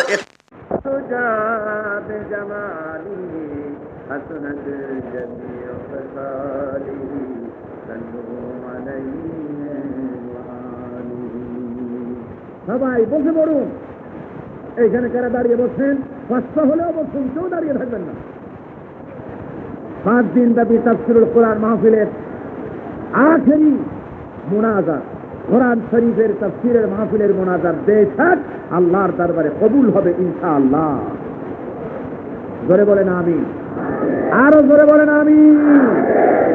সবাই বসুন, সবাই বসুন, কোনো আওয়াজ নাই, হাতের ইশারায় কাজ, হাতের ইশারায়, মুখ দিয়ে কথা হবে না। মোহাব্বতের সাথে জিকির করেন লা ইলাহা ইল্লাল্লাহ, লা ইলাহা ইল্লাল্লাহ মুহাম্মাদুর রাসূলুল্লাহ। আজকে 5 দিন ধরে কোরআন শরীফের তাফসীর আপনাদের সামনে পেশ করা হলো। মূল কথা হলো এখন এটাকে একটা প্যাকেট করা দরকার। যদি আমি এটাকে একটা প্যাকেট করে না দিই, 5 দিনের কথা আপনি নিবেন কি করে? এটাকে আপনি কি নিয়ে যাচ্ছেন আজকের মাহফিল থেকে? আজকের মাহফিল থেকে আপনাকে নিয়ে যেতে হবে এই আজকের দিনে যে কথাগুলি আমি বললাম শেষ অংশ, এই কথাগুলি আপনাকে ধরে নিতে হবে। গোলামি হবে, সমগ্র জীবনে গোলামি হবে আল্লাহ। আল্লাহর গোলামি কোন জায়গা থেকে বাদ পড়ে যদি আর অন্যের গোলামি হয়, সেটা হবে শিরক। সেটা কি হবে? জোরে বলেন, কি হবে? সেটা শিরক হবে, সেটা কুফরি হবে। আল্লাহর হুকুমকে মানতে হবে সর্বত্র। যেখানে যেখানে মানতে পারতেছি না, সেখানে মানবার জন্য চেষ্টা করতে হবে। আমরা কোর্টে কাছারিতে আদালতে আল্লাহর হুকুম মানতে পারতেছি না, ঠিক কিনা? কোর্ট কাছারিতে আল্লাহর হুকুম চলে না, ব্রিটিশের আইন চলে। মানুষের তৈরি করা আইন চলতেছে কোর্ট কাছারিতে। গভর্নমেন্ট আইন তৈরি করতেছে, সে আইন তাদের নিজস্ব তৈরি, আল্লাহর আইন সেখানে নাই। সুতরাং যেখানে যেখানে আল্লাহর আইন নাই, সেখানে সেখানে আল্লাহর আইনকে প্রতিষ্ঠা করার জন্য আমাদের জন্য জিহাদ করা ফরজ না নফল? জোরে বলেন, ফরজ নফল না ফরজ? নামাজ পড়া যেমন ফরজ, রোজা রাখা যেমন ফরজ, হজ করা যেমন ফরজ, জিহাদ করা ঠিক তেমন ফরজ, একটু কম, একটু কম। ওয়াকাতিলুহুম হাত্তা লা তাকুনা ফিতনা ওয়া ইয়াকুনা আদ-দীনু কুল্লুহু লিল্লাহ। সংগ্রাম করো, আল্লাহ বলছেন, লড়াই করো ততক্ষণ যতক্ষণ না ফিতনা। ফিতনা মানে মানুষের তৈরি করা মতবাদ। এখানে ফিতনা শব্দের অর্থ মানুষের তৈরি করা আইন ও কানুন। মানুষের তৈরি করা আইন ও কানুনের শেষ শিকড়টি পর্যন্ত, মূলোৎপাটন করে ফেলে দেওয়া পর্যন্ত লড়াই চলতে থাকবে ময়দানে, ততক্ষণ আল্লাহর দ্বীন পরিপূর্ণ কায়েম না হয়ে যায়। মুসলমানদের জন্য ফরজ। আমরা কি সে লড়াই করতে পেরেছি? সে সংগ্রামে, সে জিহাদে অংশগ্রহণ করতে পেরেছি? পারি নাই। তাহলে আল্লাহর কাছে শুধু নামাজ দিয়ে, রোজা দিয়ে, হজ দিয়ে আমরা কি পার পাবো কিয়ামতের দিন? নাজাত পাবো। নাজাতের পথ আমাদেরকে ময়দানে আসতে হবে। আমাদেরকে আজকে পরিষ্কার করে জানাতে হবে, জমিন আল্লাহর, আল্লাহর হুকুম ছাড়া মানুষের আইন মানি না। এটা পরিষ্কার করে বলতে হবে। আপনি যদি আল্লাহর হুকুম, আল্লাহর আইন জমিনে প্রতিষ্ঠার সংগ্রামে যদি লিপ্ত হন, আর তখন যদি শত্রুরা, ইসলামের দুশ্মনেরা আপনার উপরে আঘাত আনে, আমার আল্লাহ কি তখন আরশে আজিমে থেকে বা যেখানে খুশি সেখানে থেকে আল্লাহ রাব্বুল আলামিন কি তামসা দেখবেন নাকি যে আমার মোমেনদের ভালো করে পিটাও আমি দেখি? এরকম হবে না, এমনটি হবে না। আল্লাহর ওয়াদা, ওয়া কানা হাক্কান আলাইনা নাসরুল মুমিনিন। যারা পারেন আমার সাথে পড়েন, ওয়া কানা হাক্কান আলাইনা নাসরুল মুমিনিন। মুমিনদের জন্য সাহায্য করা আমি আল্লাহর জন্য ওয়াজিব। ধরে বলেন সুবহানাল্লাহ। আমার জন্য হক মোমেনদের সাহায্য করা। ময়দানে আসে দেখো সাহায্য আমি করি কিনা। এটা ঘরে বসে পাওয়া যায় না, এটা বক্তৃতা দিয়ে বুঝানো যায় না। ময়দানে আসার দিনে নেমে দেখেন। আপনি মনে করেন নাকি যে ওদের মাথায় চুল বেশি, হাতে আছে বিদেশি গোপন অস্ত্র, টাকা আছে, পয়সা আছে, জনবল আছে, ওদের সাথে আমি পারবো না? না, ওদের শক্তি নাই। ওরা যদি হাজারো হয়, আপনি একা যথেষ্ট, ঠিক না? আল্লাহ রাব্বুল আলামিন বলেন ওয়ালা তাহিনু ওয়ালা তাহজানু ওয়া আনতুমুল আলাউনা ইন কুনতুম মুমিনিন। কোনো ভয় নাই, কোনো চিন্তা নাই। তোমরা যদি মুমিন হও অবশ্যই বিজয়ের মালা তোমাদের গলায় পড়বে। জোরে কোন সুবহানাল্লাহ। ওয়াদাটা কার? আরো জোরে কোন কার? আমার আল্লাহর ওয়াদা মিথ্যা হতে পারে কখনোই না। আল্লাহ রাব্বুল আলামিন বলেন সূরা আল আনফালের মধ্যে, তোমরা যদি 10 জন হও ঈমানদার, সাহাবীর যদি তোমরা 10 জন হও তাকওয়াদার, আমি রব্বুল আলামিন 100 কাফির বিপরে তোমাদের জয়যুক্ত করব। তোমরা যদি হও 100 ঈমানদার, যদি তোমরা হও সাহাবীর হও তাকওয়াদার হও, তাহলে আমি রব্বুল আলামিন 1000 কাফির বিপরে তোমাদেরকে জয়যুক্ত করব। ধরে বলেন সুবহানাল্লাহ। অস্ত্রের কথা বলা হয় নাই, কামান বন্দুকের কথা বলা হয় নাই, বলা হয়েছে ঈমান। ঈমান হলো শর্ত। ঈমান যদি থাকে আল্লাহ রাব্বুল আলামিন জয়লাভ নিশ্চয়ই করায় দিবেন। বিশ্বকবি আল্লামা ইকবাল বলেন বাতিল সে দবনে ওয়ালে आसमान ही हम, बातिल से दबने वाले आसमान ही हम, तो बर कर चुका है तू इम्तिहान हमारा। বাতিলের সামনে মাথা নত করা জাত আমি নই। আকাশ, জমিন, তোমরা সাক্ষী, বারবার দেখেছ বাতিলের সামনে মাথা নত করা জাত আমি মুসলমান।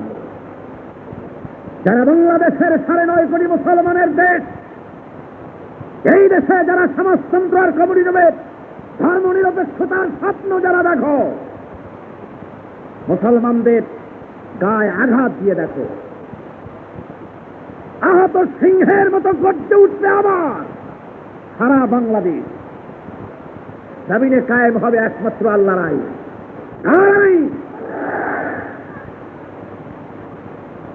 ভাইরা আমার, মুসলমানদের আজ ঐক্যবদ্ধ ভাবে জমিনের উপরে চলে আসতে হবে, ময়দানে আসতে হবে। সংখ্যায় আপনি কম হন, কোন আপত্তি নেই, আল্লাহ আপনাকে জয়যুক্ত করবে। 1000 চোর বাড়ি ঘিরে বেড়েছে, বাড়ির নাবালক শিশুটি যদি জানালা খুলে বলে কে, 1000 চোর দৌড়ে কুল পাবে না, ঠিক না? যেহেতু ওরা হলো চোর, আর এ যদি ছোট হয় তাহলে বাড়িওয়ালা। ওটা কি? বাড়িওয়ালা। সুতরাং মুসলমান তাওহীদবাদী আল্লাহর দ্বীন যারা প্রতিষ্ঠা করতে চায় তারা জমিনের হকদার। ইয়ারিসুহা মিন ইবাদিয়াস সালিহুন। জমিন তাদের জন্য, জবরদখলকারীদের জন্য নয়। আল্লাহ রাব্বুল আলামিন দেখাচ্ছেন সাহাবায়ে কেরাম রক্ত দিলেন এই দ্বীনের জন্য, সামান্য সামান্য কিছু দিয়ে রক্ত দিল, আর আমি তাদেরকে জয়যুক্ত করাই দিলাম। তোমরা চোখে রাখো না? এটি হাত পড়ো নাই? হুজুর একা লড়েছেন ময়দানে, সাহাবায়ে কেরাম সামান্য সামান্য কিছু লোক দিয়ে বিরাট বিরাট ময়দানে যুদ্ধ করেছেন, মুতার প্রান্তরে যুদ্ধ করেছেন। মাত্র 3000 সাহাবী, যেখানে আল্লাহ রাসূল উপস্থিত ছিলেন না, মাত্র 3000 সাহাবী 1 লক্ষ রোমান সৈন্যদের বিরুদ্ধে যুদ্ধ করেছে। কত কত সৈন্য রোমান? কত জোরে কোন কত? 1 লক্ষ। সোজা কথা মনে করেন, 3000 মাত্র। আর তদানীন্তন পৃথিবীর সুপার পাওয়ার রোম সাম্রাজ্য, তার 1 লক্ষ সৈন্য। আর মুসলমানদের আনাড়ি অর্থাৎ যুদ্ধ তো এর আগে আর করে নেই, অস্ত্রপাতিও কম। এই জাতীয় সামান্য অস্ত্রপাতি নিয়ে 3000 প্রাণ উৎসর্গকারী জান বাজ জান নেশর 3000 মুসলমান চললেন সেদিকে। যাওয়ার আগে, মুতার যুদ্ধে যাওয়ার আগে আল্লাহর নবী ডেকে বললেন, আজকের যুদ্ধে আজকের এই জাহাদের কমান্ডার ইন চিফ হবে, প্রধান সেনাপতি হবে আমার পালক পুত্র হযরত যায়েদ রাদিয়াল্লাহু তাআলা আনহু। তারপরে 2 নম্বরে সেনাপতি হবে আমার চাচাতো ভাই হযরতে জাফর বিন আবি তালেব রাদিয়াল্লাহু তাআলা। এরপরে প্রধান সেনাপতি হবে হযরতে আব্দুল্লাহ বিন রাওয়াহা রাদিয়াল্লাহু তাআলা। আমিয়া একটা যুদ্ধে সেনাপতি লাগে কয়জন? হুজুর বললেন কয়জন? ভাইয়েরা আমার, উপস্থিত সাহাবায়ে কিরামদের বুঝতে কষ্ট হলো না, এতটুকুন বুঝতে কষ্ট হয় নাই যে আমরা জিহাদের ময়দানে চলতেছি, আল্লাহর নবী একজন একজন করে 3 জনের নাম নিলেন। তার অর্থ হলো এক এক করে 3 জনই শহীদ হয়ে যাওয়ার সম্ভাবনা আছে। মদিনায় আর জীবনেও ফিরতে পারবে না, শাহাদাত নসিব হয়ে যাবে। একজন শহীদ হবে, আবার আর একজন আছে। 3টি নাম হুজুর ঘোষণা করলেন, বলে দিলেন যাও তোমরা নিজ নিজ বাড়িতে গিয়ে যার কাছ থেকে, স্ত্রী পুত্র পরিজন মা বাবের কাছ থেকে বলে আসো, সালাম দিয়ে আসো, বিদায় নিয়ে আসো। আমি কত কঠিন, নিশ্চিত মৃত্যু, নিশ্চিত শাহাদাতের দিকে যাচ্ছে, বুঝতেছে আমরা মদিনায় আর ফিরব না। ভাইয়ের আমার, হযরত যায়েদ রাদিয়াল্লাহু তাআলা আনহু হুজুরের কাছ থেকে হুজুরকে বললেন আমার তো আর বিদায় নেওয়ার জায়গা নাই, আপনি তো আমার আব্বা, আর হযরত আয়েশা সিদ্দিকা রাদিয়াল্লাহু তাআলা আনহা হলেন আমার মা, বিদায় নিতে আমি কোথায় যাব? এখানেই তো আমি আমার বিদায় নিতে পারি। হযরত জাফর চলে গেলেন নিজের বাড়িতে, স্ত্রীকে ডেকে বলেন, প্রাণের স্ত্রী, আল্লাহর নবী আমাকে মুতার যুদ্ধে 2 নম্বরের প্রধান সেনাপতি আমারে ঘোষণা করেছেন, আমি মদিনায় আমার আর ফিরে আসা হবে না, আমি শহীদ হয়ে যাব, আমি আর মদিনায় ফিরতে পারবো না, তোমার কাছ থেকে বিদায় দিতে এসেছি, তুমি আমার বিদায় সালাম নাও, আর আমার বাচ্চা যতগুলি আছে, আমার ছেলে পেলেগুলিকে আমার রাস্তায়, যে রাস্তায় আমি জীবন দিতে যাই, এই রাস্তার উপরেই তাদেরকে গড়ে তুলবে, আর জীবন পথের চলার সাথী ছিঁড়ে তুমি একসঙ্গে চলতে গিয়ে যদি কোনো আমার থেকে অন্যায় হয়, আল্লাহর রাস্তায় মাফ করে দিও। বিবি কান্দে, বিবি বলতেছেন, প্রাণের স্বামী, আমি দোয়া করি আল্লাহর দরবারে জিহাদের ময়দান থেকে গাজী বানায় আল্লাহ যেন আপনারে ফিরায় আনে। হযরতে জাফর তরবারির উল্টা পিঠ দিয়া বিবির ঘাড়ে আঘাত করলেন, বললেন, বিবি উল্টা দোয়া করো না, আল্লাহর নবী আমার নাম 2 নম্বরে ঘোষণা করেছে, 3 নম্বরে আর একজন আছে, আমার শহীদ হওয়া ছাড়ার পথ নাই, শহীদ হয়ে যাব, আল্লাহ নবী করে দিলেন। বিবির কাছ থেকে বিদায় নিলেন, বিবি কাঁদতেছে, বাচ্চা ছেলেরা হযরতে জাফরকে জড়িয়ে ধরে আব্বা আব্বা করে কাঁদতেছে, কারো দিকে না তাকাইয়া নিশ্চিত শাহাদাতের পেয়ালা পান করার জন্য হযরতে জাফর চললেন বিদায় হইয়া। স্ত্রীর মুখের দিকে তাকালেন না, বিবি বাচ্চার দিকে তাকালেন না। হযরতে আব্দুল্লাহ বিন রাওয়াহা নতুন বিবাহ করেছেন, আজকেই হবে তার বাসর সজ্জা। আর এই মুহূর্তে রব্বুল আলামিন এর হাবিব তাকে বললেন প্রধান সেনাপতি হওয়ার জন্য। উনি চলে গেলেন, বিবির কাছে যায়, দেখেন বিবি রুমের মধ্যে বাসর সজ্জা, বাসর রুম, সেই রুমের মধ্যে বসে তিনি তেলাওয়াত করতেছেন। পর্দার বাইরে থেকে আব্দুল্লাহ বিন রাওয়াহা বলেন, বিবি রে, পর্দা উঁচা করো না, যেখানে বসে আছো কোরআন শরীফ খোলা থাকুক, বন্ধ করো না, আমি তোমারে সালাম দিতে এসেছি। আল্লাহর নবী আমাকে বলেছেন মুতার প্রান্তরে যুদ্ধ করতে যেতেছি, জিহাদের ময়দানে 3 নম্বরের সেনাপতি আমি, আমার শাহাদাত নসিব হয়ে যাবে, আমি ফিরতে পারবো না, তোমারে বিদায়ে সালাম দিতে এসেছি, তুমি মনে কোনো দুঃখ নিও না। বিবি কান্দিন, বিবি বলতেছেন, বাবা প্রাণের স্বামী, আমি জীবনে আপনাকে দেখি নাই, আপনার শুধু নাম শুনেছি, আপনারে চোখে দেখি নাই, আপনিও আমাকে কোনোদিন দেখেন নাই, মদিনার এক সুন্দরী নারী আমি, আর আপনি একজন মদিনার নাম করা পুরুষ, আপনারে আমি দেখলাম না, আপনি আমারে দেখেন নাই, আর জীবনের মতো বিদায় হয়ে যায়, আপনি মেহেরবানি করে পর্দার ভিতরে আসুন, একটিবারের মতো আপনার চেহারাটা আমি দেখে প্রাণটারে জুড়ায় নেই। হযরতে আব্দুল্লাহ বিন রাওয়াহা বলেন, ও স্ত্রী শোনো, আল্লাহর নবী বিদায় নিতে বলেছেন, তাই এলাম, নইলে আমি আসতাম না। আমি যদি তোমার চেহারার দিকে তাকাই, তাহলে দুনিয়ার মায়া আমার মনের মধ্যে জাগতে পারে, শয়তান ওয়াসওয়াসা দিতে পারে, সুতরাং আমি তোমার চেহারা দেখতে চাই না, জিহাদের জন্য আমার বিদায় দিয়ে দাও। ভাইরা আমার, স্ত্রী বলছে, প্রাণের স্বামী, অন্তত একটি বাড়ির জন্য ঘরের মধ্যে আসো, তোমার চেহারাটা একটাবার দেখি, যাতে করে কিয়ামতের দিন আমি তোমারে চিনতে পারি, স্বামী বলে কবুল করে নিতে পারি। একটাবার চেহারাটা দেখার সুযোগ আমারে দিয়ে দাও। স্বামী বলে, ওগো স্ত্রী, তাও আমি তোমারে দেখা দিব না, তুমি ধৈর্য ধারণ করো। আমার শাহাদাত নসিব হয়ে যাওয়ার পর কিয়ামতের দিন যে আল্লাহ রাব্বুল আলামিনের দিনের জন্য আমি শাহাদাত কবুল করতে দিতেছি, ওই আল্লাহ রাব্বুল আলামিন হাসরের ময়দানে তোমার আমার পরিচয় করাইয়া দিবে। হযরতে আব্দুল্লাহ বিন রাওয়াহা, হযরতে জাফর, হযরতে সায়েদ তিনজন সেনাপতির দায়িত্ব নিয়ে চলে গেলেন। একের পর এক সেনাপতি হবেন। মুতার যুদ্ধ শুরু হয়ে গেল। 1,00,000 রোমান সৈন্যদের বিরুদ্ধে প্রাণপণে যুদ্ধ করতে করতে হযরত সায়েদ শাহাদাত বরণ করলেন। এবার হযরতে জাফরের হাতে তরবারি, জাফরের হাতে ঝান্ডা এলো। হযরতে জাফর ঝান্ডা হাতে নিয়ে লড়াইয়ের ময়দানে ঘুরতেছেন। কাফের বেঈমানেরা তার হাতের উপরে কূপ দিয়েছি। হযরতে জাফর এবার বাম হাতে তার ঝান্ডা উঁচু করে ধরেছেন, আর কাটা হাতটা সামনে ঝুলতেছে। হাতের জন্য দৌড়ানো অসুবিধা, কাজ করতে অসুবিধা, সামান্য চামড়ায় ঝোলা আছে। হযরতে জাফর এবার ওই কর্তৃত ঝুলানো হাতটাকে বাম পায়ের নিচে রেখে একটা টান মেরে হাতটাকে ছিঁড়ে ফেলে দিয়ে দিবে। এরপরে হযরতে জাফর বাম হাতে উঁচু করে ধরেছেন ঝান্ডা, বাম হাতে এবার কোপ করেছে। এবার বাম হাতে কেটে যখন পড়ে যায়, কাটা বাহু দিয়া ঝান্ডাকে বুকের সাথে জড়ায় ধরে পাশের সাহাবীকে ডাক দিয়া বলে, সাহাবীরে, আল্লাহর নবীর কাছে আমার সালাম পৌঁছাইয়া দিও।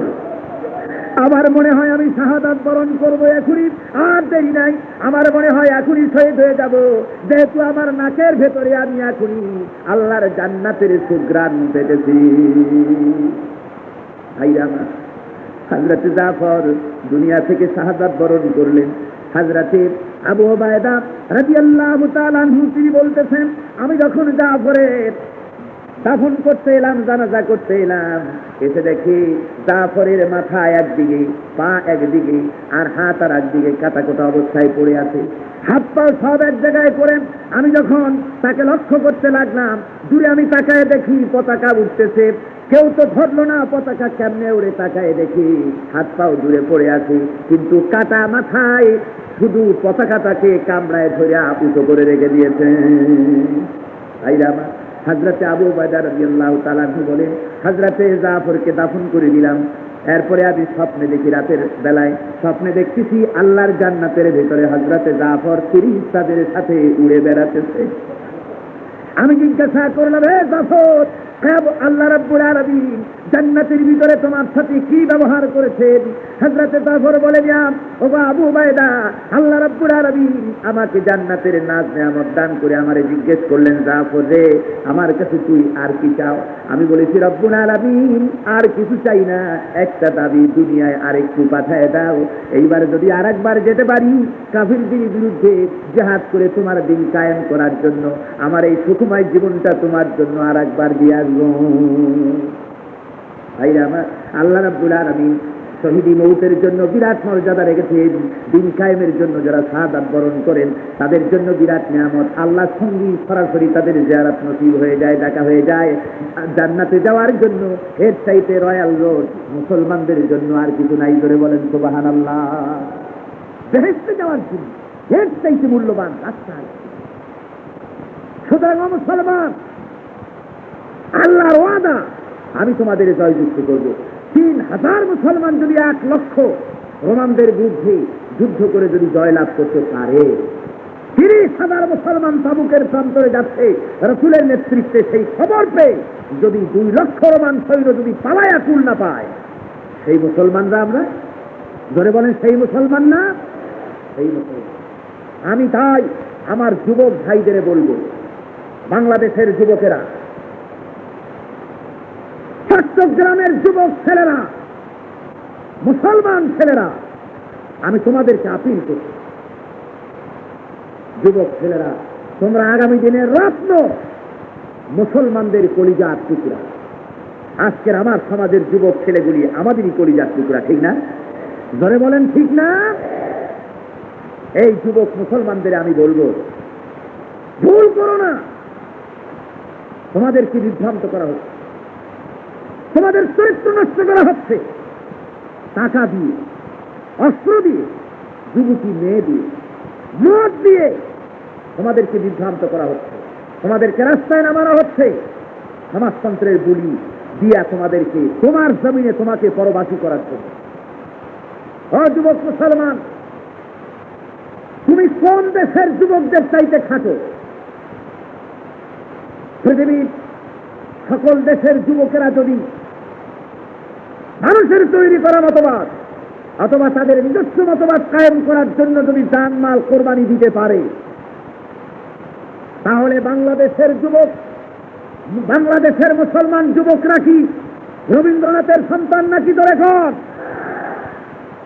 আসতে বলেন, কোন সন্দেহ আছে নাকি? বাংলাদেশের মুসলিম যুবকগুলি কি সূর্য সেনের সন্তান? বাংলাদেশের যুবক মুসলমানেরা, তোমরা হলে হযরত ওমরের সন্তান, বীর শ্রেষ্ঠ আলীর সন্তান, খালিদ বিন ওলীদের সন্তান, তারেক মুসার সন্তান, সালাউদ্দিন আইয়ুবীর সন্তান। তোমরা হলে শহীদ কুতুবের সন্তান, তোমরা হাজী শরিয়াতুল্লাহর সন্তান।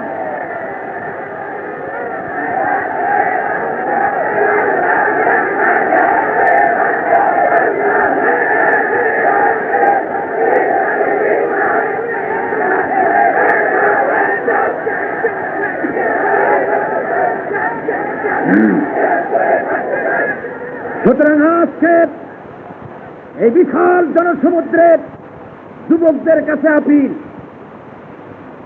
যুবকদের কাছে আমার বলার কথা, ও যুবক ভাইয়েরা, দুনিয়ায় বিভিন্ন জায়গায় যুবকেরা যদি পারে দাম দিয়ে, রক্ত দিয়ে সমাজতন্ত্র আর কমিউনিজম কায়েম করতে, বীর চট্টলার ইসলামের দুর্গ এই চট্টগ্রামের যুবক মুসলমানেরা বুকের রক্ত দিয়ে, জীবন দিয়ে বাংলাদেশের উপর ইসলামের পতাকা উত্তীর্ণ করার জন্য, ইসলাম কায়েম করার জন্য আজকের বিশাল জনসমুদ্রের যুবকেরা জবাব দাও, তোমরা পারবে না, পারবে না ইসলাম কায়েম করতে?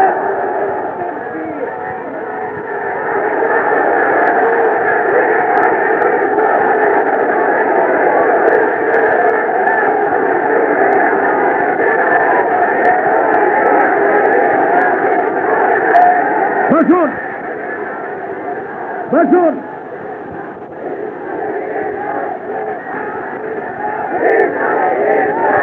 সুতরাং আজকে আমি যুবকদের বলবো, হযরত ইসমাঈল আলাইহিস সালাম যেমন আল্লাহর কোরবানিতে রাজি হয়ে গেছিলেন, আল্লাহর কোরবানিতে রাজি হয়েছিলেন না বিদ্রোহ ঘোষণা করেছিলেন? হযরত ইব্রাহিমের ছুরির তলায় যেমন গলা পেতে দিয়েছিলেন, হযরত ইসমাঈল তখন সেই যুবক বয়সে, তখন যেন তিনি মানুষকে অলক্ষ্যে বলে দিয়েছেন, ও পৃথিবীর মুসলমানেরা, অনাগত ভবিষ্যতে যত মুসলমান যুবকেরা আসবে, আমার মতো আল্লাহর হুকুমের ছুরির তলায় মাথা দিয়ে দিও, তাহলেই জীবন হবে সার্থক।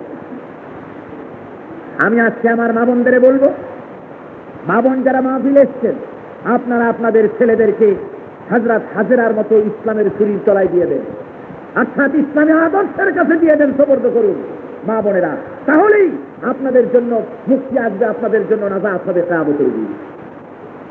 মা বোনেরা, হযরতে হাজরা রাদিয়াল্লাহু তাআলা আনহা, হযরতে হাজরা, তিনি তার কলিজার টুকরা একমাত্র সন্তানকে স্বামী জবাহ করবে তা জানার পরেও ছেড়ে দিয়েছিলেন, দেন নাই? সুতরাং আপনারা আপনাদের সন্তানকে এভাবে দিয়ে দিবেন। আর যত অভিভাবক এসছেন, আপনারাও আপনাদের ছেলেদেরকে আল্লাহর রাস্তায় দ্বীন কায়েমের জন্য অগ্রসর করাবেন। মা বাপকে জানতে হবে তার ছেলে কি করে, শুধু লেখাপড়ার খরচ দিলেই হবে না, দেখতে হবে ছেলে কোন আদর্শের অনুসারী, ছেলে কি করে, কোন পথে যায়, কাদের সাথে ঘোরে। যদি আপনি দেখেন আপনার ছেলে ইসলাম বিরোধী আদর্শের সাথে জড়িত, তাহলে ছেলেকে ফিরাতে চেষ্টা করেন। শুনে রাখুন, কোরআন শরীফ সামনে নিয়ে বলছি, ছেলেকে ফিরাতে চেষ্টা করুন। ছেলে যদি না ফেরে, কিয়ামতের দিন মনে রাখবেন, ছেলে যখন জাহান্নামে যাবে, ছেলে বলবে, আল্লাহ জানতাম না ওই সব কাজ করলে দোজখে যাওয়া লাগে, জানতাম না। সুতরাং আমার মা বাবা আমারে ফিরায় নাই, নাজআলহুমা তাহতা আকদামানা লিয়াকুনা মিনাল আসফালিন। আমার মা বাপকে আর নেতাগুলারে নিয়ে আসো, ওদের বুক পাড়াইয়া তারপরে জাহান্নামে যাব। কোরআন শরীফ আল্লাহ বলতেছেন, ছেলে বলবে কিয়ামতের দিন। সুতরাং আমি মা বাপকে বলবো, আপনারা আপনাদের ছেলেদেরকে ফিরান, মানুষের তৈরি করা মতবাদের আদর্শ থেকে ফিরান। অনুরোধ করেন, হাতে ধরেন, তারপরেও যদি না ফেরে, বাপ হইয়া মা হয়ে ছেলের পায়ে ধরেন, বলেন ছেলে সমাজতন্ত্রের আন্দোলন করতে পারবি না। পারবেন বলতে? ধরে বলেন পারবেন? ছেলেদের ফিরান, যুবকদের ফিরান। আজকে যুব শক্তি ছাত্রদেরকে, শ্রমিকদেরকে কমিউনিস্টরা ব্যবহার করতেছে। সমস্ত শ্রমিক বঞ্চিত, মজলুম, তারা পথ না পেয়ে কমিউনিস্টদের খপ্পরে পড়েছে। শ্রমিকদেরও বলছি, আপনারাও কোন ক্রমে কমিউনিস্টদের আন্দোলনে মাথা দিবেন না। যদি আপনারা কমিউনিস্টদের আন্দোলনে জোরদার করেন, সে পথে যান, তাহলে রাশিয়ায় যা হয়েছে, চীনে যা হয়েছে, কিউবায় যা হয়েছে, সেই গজব বাংলাদেশের উপরে নাজিল হবে। সমাজতন্ত্রের সাথে, কমিউনিজমের সাথে, ধর্মনিরপেক্ষতার সাথে বাংলাদেশের মুসলমানদের কোনো পরিচয় থাকবে না। জোরে বলেন থাকবে? সুতরাং আগামী ইলেকশন, বাংলাদেশে ইলেকশন হওয়া অত্যন্ত জরুরি। এটা কোরআন শরীফের মাহফিল, আর কোরআন হল পরিপূর্ণ মুসলমানদের কোড অফ লাইফ, জীবন ব্যবস্থা। ইলেকশন হওয়া জরুরি। যতদিন না হবে, যত দেরি হবে, ততই অকল্যাণ। আমরা দোয়া করবো যেন আল্লাহ তাড়াতাড়ি এটা করায় দেন। জোরে বলেন আমিন। আর এবারের সেই ইলেকশন সমাজতন্ত্রের ইলেকশন নয়, এবারের নির্বাচন ধর্মনিরপেক্ষতার নির্বাচন নয়, কমিউনিজমের নির্বাচন নয়, এবারের নির্বাচন হবে ইসলামের নির্বাচন।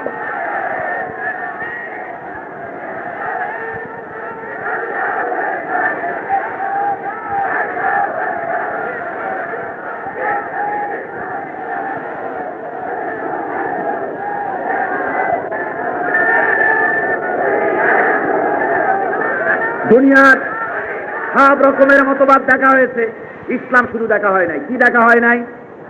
শুধু ইসলাম দেখা হয় না, সব দেখা হয়েছে। এইবার ঐক্যবদ্ধ হতে হবে।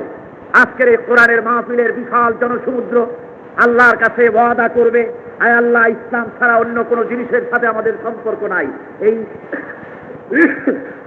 যদি এই সম্পর্ক ছিন্ন করার ওয়াদা যদি করতে পারেন, আল্লাহর রহমত অবশ্যই আমরা পাবো, ঠিক না? তাহলে একবার গর্জে উঠুন সেই খালিদ বিন ওলীদের মতো, মুহাম্মদ বিন কাসিমের মতো, আর একবার গর্জে উঠুক বীর চট্টলার মাটি আল্লাহর নাম করে। তাকবীরাতুন ওয়াহিদাতুন খায়রুম মিনাদ দুনিয়া মা ফিহা। একবার আল্লাহু আকবার তাকবীর দিলে আসমানে আর জমিনে যা কিছু আছে তার চাইতেও মূল্যবান। তাকবীর দিলে পরে কাফেরদের কলিজা কাঁপে, মুনাফিকরা তারা থরথর করে ওঠে, বেঈমানেরা ঈমান আনার সুযোগ পায়, মুমিনের ঈমান বর্ধিত হয়ে যায়। আপনি মনে করবেন না যে আমি সাহেব মানুষ, অফিসার মানুষ, অথবা মৌলানা সাহেব মানুষ, আমি জোরে আল্লাহু আকবার বললে আমার প্রেস্টিজ হ্যাম্পার হবে। এটা যদি মনে করেন তাহলে এটা বেঈমানির লক্ষণ। কিসের লক্ষণ? ঈমানদারির সাথে আমার আল্লাহ বড়, এর চাইতে বড় কথা আর আছে কিছু? সর্বশ্রেষ্ঠ আল্লাহ। সুতরাং গায়ের সমস্ত শক্তি দিয়ে আপনারা দুহাত উঁচু করে আল্লাহকে দেখান যে ইসলাম ছাড়া কারো সাথে সম্পর্ক নাই। জোরে বলেন নারে তাকবীর। হয় নাই, সামান্য হাত হয় নাই। আমি এইরকম তাকবীর চাই নাই। আপনাদের তাকবীরের আওয়াজ মদিনা মুনাওয়ারায় পৌঁছে দিতে হবে। দুহাত উঁচু করে দাঁড়াবেন না কেউ, সব বসে থাকবেন। বসে দুহাত উঁচু করে জোরে সরে বলেন নারে তাকবীর। আরো জোরে নারে তাকবীর। বাংলাদেশ, বাংলাদেশ ইসলাম ছাড়া অন্য কিছু, ইসলামী সমাজ ব্যবস্থা। নারে তাকবীর। দুই হাত উঁচু করে রাখেন, বলেন আয় আল্লাহ, আমাদের এই হাত দিয়ে সমাজতন্ত্রকে, কমিউনিজমকে, ধর্মনিরপেক্ষতাকে, জাতীয়তাবাদকে কোন সহযোগিতা করব না। আমার এই হাত, তোমার দেওয়া হাত, শুধুমাত্র তোমার জন্য, তোমার ইসলামের জন্য, তোমার কোরআনের জন্য। আমার জীবন, আমার মৌত তোমার জন্য। শাহাদাতের মৌত কবুল করে নাও, আমিন। হাত নামান। মাশাআল্লাহ, জাযাকুমুল্লাহ, হায়াকুমুল্লাহ। মুসলমান হাত তুললেন কার সামনে? আসতে বললে শুনবো না। জোরে বলেন কার সামনে? সাক্ষীকে। আর কোরআন সাক্ষী। খবরদার, যে হাত উঠেছে কোরআনের সামনে, সেই হাত আর কমিউনিজমের মিটিং এই হাত আর উঠবে না, সমাজতন্ত্রের মিটিং এ হাত আর উঠবে। আরো জোরে বলেন নাউজুবিল্লাহ। গভর্নমেন্টকে চিন্তা ভাবনা করতে হবে। যারা পরিবার পরিকল্পনার ঔষধ কেনার জন্য ঋণ দেয়, তাদের ঋণ না হলে কি হয়? সেজন্য চাই দৃঢ়তা, সেজন্য চাই দৃঢ়তা পূর্ণ বিরাট ইসলাম, কঠিন ব্যক্তিত্ব। আপনি বিশ্বাস করুন, মুহাম্মদ রাসূলুল্লাহ সাল্লাল্লাহু আলাইহি ওয়াসাল্লাম একা আওয়াজ তুলেছিলেন মক্কা নগরীতে, জাহালাতের পরিবেশে। সমস্ত কাফেরের ভিতরে একজন আওয়াজ তুললেন, লা ইলাহা ইল্লাল্লাহু মুহাম্মাদুর রাসূলুল্লাহ। কাউকে মানি না, এটাই মুমিনের কাজ। দুনিয়ায় আমরা এভাবে দেখেছি, মধ্যে মুজাহিদরা একাই দাওয়াত তুলেছে। 9.5 কোটি মুসলমান যে দেশে, সে দেশের প্রেসিডেন্ট হইয়া এত ভয় কিসে? সরাসরি ইসলামের কথা বলে কাজে পরিণত করতে ভয় কোথায়? ভয় থাকা উচিত নয়। সুতরাং আল্লাহ রাব্বুল আলামিন বলছেন, খেতে দেব আমি, অনাগত ভবিষ্যৎকে হত্যা করো না। আল্লাহ রাব্বুল আলামিনের পরে বলছেন, ওয়ালা তাকরাবুজ জিনা ইন্নাহু কানা ফাহিশাতান ওয়া সাআ সাবিলা। জিনার নিকটবর্তী হয়ো না, এটা অত্যন্ত অশ্লীল কাজ আর অত্যন্ত নিকৃষ্ট পথ। জিনার নিকটবর্তীও তোমরা হবে না। আল্লাহর আদেশের দিকে লক্ষ্য করুন। আল্লাহ বলতেছেন জেনা করো না, এমন কথা বলা হয় নাই, বলা হতেছে জেনার নিকটবর্তীও হয়ো না। তার মানে যে সব জিনিস জেনার কাছে নিয়ে যায়, তা থেকে তোমরা বিরত থাকো। জেনার কাছে তো, জেনা করা তো দূরের কথা, জেনা করা করো না এ কথা বলা হচ্ছে না, জেনার কাছেও যেও না। তার মানে হলো জেনার কাছে যেতে কতগুলি রুট আছে, আছে না? কতগুলি রাস্তা দিয়ে জেনা পর্যন্ত যেতে হয়। সেই রাস্তাগুলি কি? সে রাস্তা হলো অশ্লীল যৌন আবেদনমূলক পত্র পত্রিকা, যা দিয়া মনের ভিতরে যৌন আবেদন এর সুশ্রী দেওয়া হয়। তারপরে হলো যৌন আবেদনমূলক ছায়াছবি, ভিটিয়া, ব্লু ফিল্ম, এমন সব ছবি প্রদর্শিত হয় যা দেখার পরে সাবান সোডা দিয়ে চোখ ধোয়া লাগে, তা না হলে চোখ পাক হয় না। এই সব দৃশ্য দেখানো হচ্ছে ইউনিভার্সিটি। আমি জানি ইউনিভার্সিটির হলে হলে ব্লু ফিল্ম দেখিয়ে দেখিয়ে, মদ সাপ্লাই দিয়ে, অস্ত্র সাপ্লাই দিয়ে রাজনৈতিক দলগুলি ছাত্রদেরকে ব্যবহার করছে।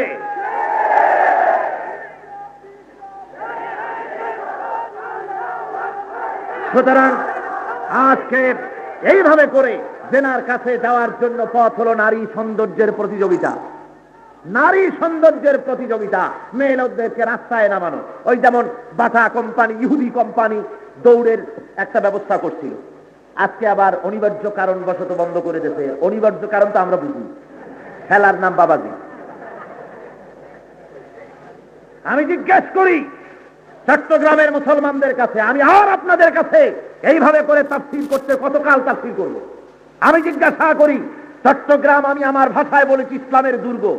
কোন মেয়ে লোক, যুবতী মেয়েরা হাফ প্যান্ট পরে ফুটবল খেলবে অথবা দৌড় দিবে, এ ধরনের প্রতিযোগিতা চট্টগ্রামের মুসলমান হতে দেবে?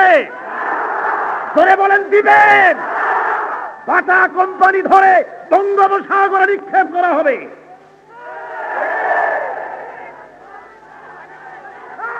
শুধু স্থগিত নয়, শুনুন, শুধু মহিলাদের দৌড়ে স্থগিত নয়, কিয়ামত পর্যন্ত স্থগিত চট্টগ্রামের জন্য। ভাইরা আমার, এই জন্য জেনার পথকে উন্মুক্ত করে দেয় নারীর সৌন্দর্য প্রতিযোগিতা। অশ্লীল কাপড় চোপড় পরায় রাস্তায় নামানো হচ্ছে। শুধু তাই নয়, সেদিন হকি টুর্নামেন্ট নাকি একটা হয়ে গেল না? সারা দুনিয়া থেকে বহু দেশের লোক আসলো, কথা কন না কেন? এরপরে গত 28শে জানুয়ারি আমি বাংলাদেশ অবজারভারে দেখেছি, 14ই সেপ্টেম্বর তারিখে সিউল, উত্তর কোরিয়ার রাজধানী, সেইখানে মহিলাদের একটা বিরাট আন্তর্জাতিক কি হবে, হকি খেলা হবে, হকি টুর্নামেন্ট হবে। সেই হকি টুর্নামেন্টে বাংলাদেশ প্রতিনিধিত্ব করবে। বাংলাদেশের মহিলারা, যুবতী মহিলারা সেখানে যাবে সিউলে খেলা দেখাতে, আর হকি খেলতে গেলে হাফ মান প্যারা ছাড়া কোনো উপায় থাকে না। আমি জিজ্ঞাসা করি, সিওলের সেই হকি টুর্নামেন্টে বাংলাদেশের যুবতী মেয়েদের উরু দেখাবার কোন যৌক্তিকতা আছে? ধরে বলেন আছে? আমি আজকে কোরআন শরীফ সামনে নিয়ে বলবো, জেনারেলের সাহেব, বাংলাদেশের মুসলমান আপনাকে অধিকার দেয় নাই যে বাংলাদেশের মহিলাদেরকে বিদেশে পাঠায়া হাফ প্যান্ট পরাইয়া খেলা দেখাবেন, অধিকার আপনার নয়।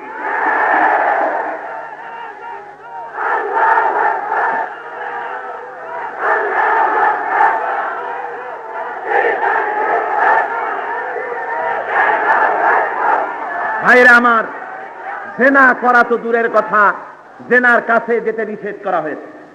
সুতরাং সিনেমার অশ্লীলতা, ছায়াছবির নগ্নতা, অশ্লীল নৃত্য, অশ্লীল গীত, এগুলি জেনার পথে মানুষকে আকৃষ্ট করে। এই সমস্ত পথকে পরিহার করতে হবে। আল্লাহ যেন এর থেকে জাতিকে বাঁচান। জোরে কোন আমিন। কুনতুম খায়রা উম্মাতিন উখরিজাত লিন-নাস তা'মুরুনা বিল মারুফ ওয়া তানহাউনা আনিল মুনকার। তোমরা শ্রেষ্ঠতম জাত, শ্রেষ্ঠতম দল। তোমাদের কাজ হলো ভালো কাজের আদেশ করবে, অসৎ কাজের প্রতিরোধ গড়ে তুলবে। এটা হলো তোমাদের দায়িত্ব। এই দায়িত্বই যদি পালন না করো, গড্ডালিকা প্রবাহের মতো নিজেকে যদি ভাসিয়ে দাও, কিয়ামতের দিন আল্লাহর কাছে আসামি হতে হবে। নামাজ, রোজা, হজ, যাকাত যা কিছু করেছিলে সব নিয়ে জাহান্নামে যেতে হবে, যদি মানুষকে অন্যায় পথ থেকে না ফিরানো যায়। কথা বুঝে আসতেছে? ও ভাই, আপনারা বিরক্ত হচ্ছেন না তো? আমি খুব বেশি কষ্ট আমার দেওয়ার অভ্যাস নাই, তো বেশি সময় কষ্ট দিব না। আবার শুনুন, আমি জানি আপনাদের আবেগ, আপনাদের জজবা আমি জানি। আমি ভয় পাচ্ছি বাংলাদেশের রাজনৈতিক আকাশে যে ঘন ঘটা দেখা দিয়েছে। মুসলমান, আজকে আপনারা যেভাবে ঢল নেমেছে চট্টগ্রামে, এই জজবা যদি ধরে রাখতে না পারেন, আগামী বছর 1986 সনে এ ধরনের তাফসীরের মাহফিল করা যাবে কিনা যথেষ্ট সন্দেহ করার কারণ রয়েছে। আপনাদের হুঁশে আসতে হবে। শুধু জজবা দিয়ে নয়, শুধু আবেগ দিয়ে নয়, বুদ্ধি দিয়ে আবেগ কাজে লাগাতে হবে।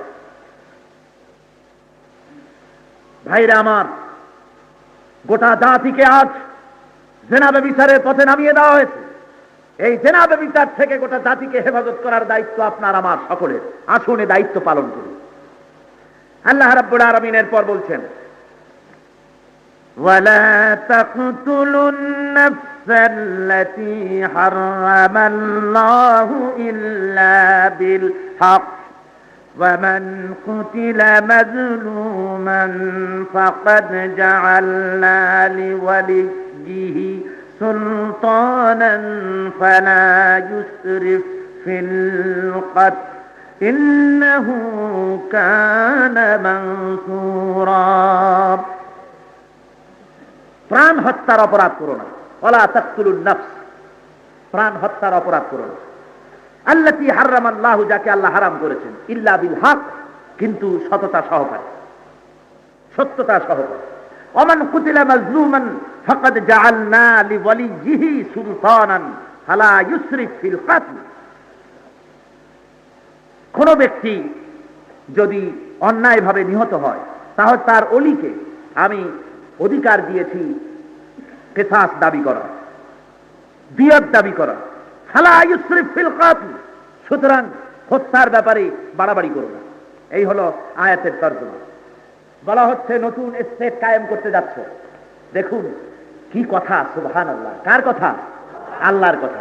নতুন স্টেট কায়েম করতে যাচ্ছ মদিনা মুনাওয়ারায়। ক্ষমতায় হাতে এসে যাবে, দেশ হাতে এসে যাবে।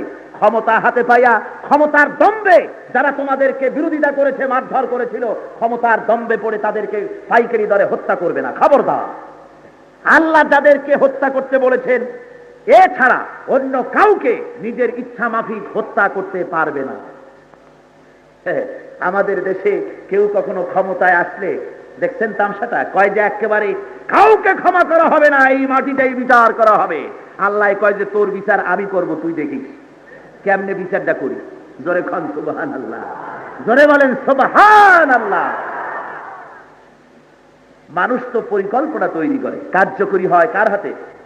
আল্লাহ। আল্লাহ নিষেধ করছেন, খবরদার প্রাণী হত্যার পাপ করো না, প্রাণ হত্যার অপরাধ করো না। কাদের হত্যা করা যাবে?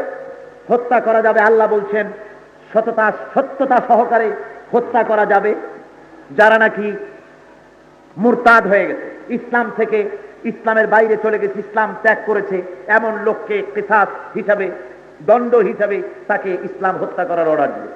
বিবাহিতা নারী, বিবাহিত পুরুষ যদি জেনায় লিপ্ত হয় তাহলে তার দণ্ড হিসাবে সঙ্গে সার করতে বলা হয়েছে। যদি কেউ ইসলামী রাষ্ট্র প্রতিষ্ঠা হয়েছে, এই রাষ্ট্রকে এর উৎপাটন করতে চায়, এর বিরুদ্ধে ষড়যন্ত্র যদি কেউ করে তাহলে তার দণ্ড স্বরূপ তার প্রাণদণ্ড দিতে বলা হয়েছে। আর বলা হয়েছে ইসলামী আন্দোলন পরিচালিত করতে গিয়ে এই আন্দোলনের সামনে যারা বাধা দিতে এসে যুদ্ধ বিদ্রোহ শুরু করে দেয়, সেখানে নরহত্যা করার জন্য ইসলাম অর্ডার দিয়েছে। এই 5 জায়গা ছাড়া অন্য কোথাও তোমার ইচ্ছা মাফিক হত্যা করতে পারবে না। তারপরে বলা হচ্ছে হালা ইউসরিফ ফিল কাতল, হত্যার ব্যাপারে বাড়াবাড়ি করবে না।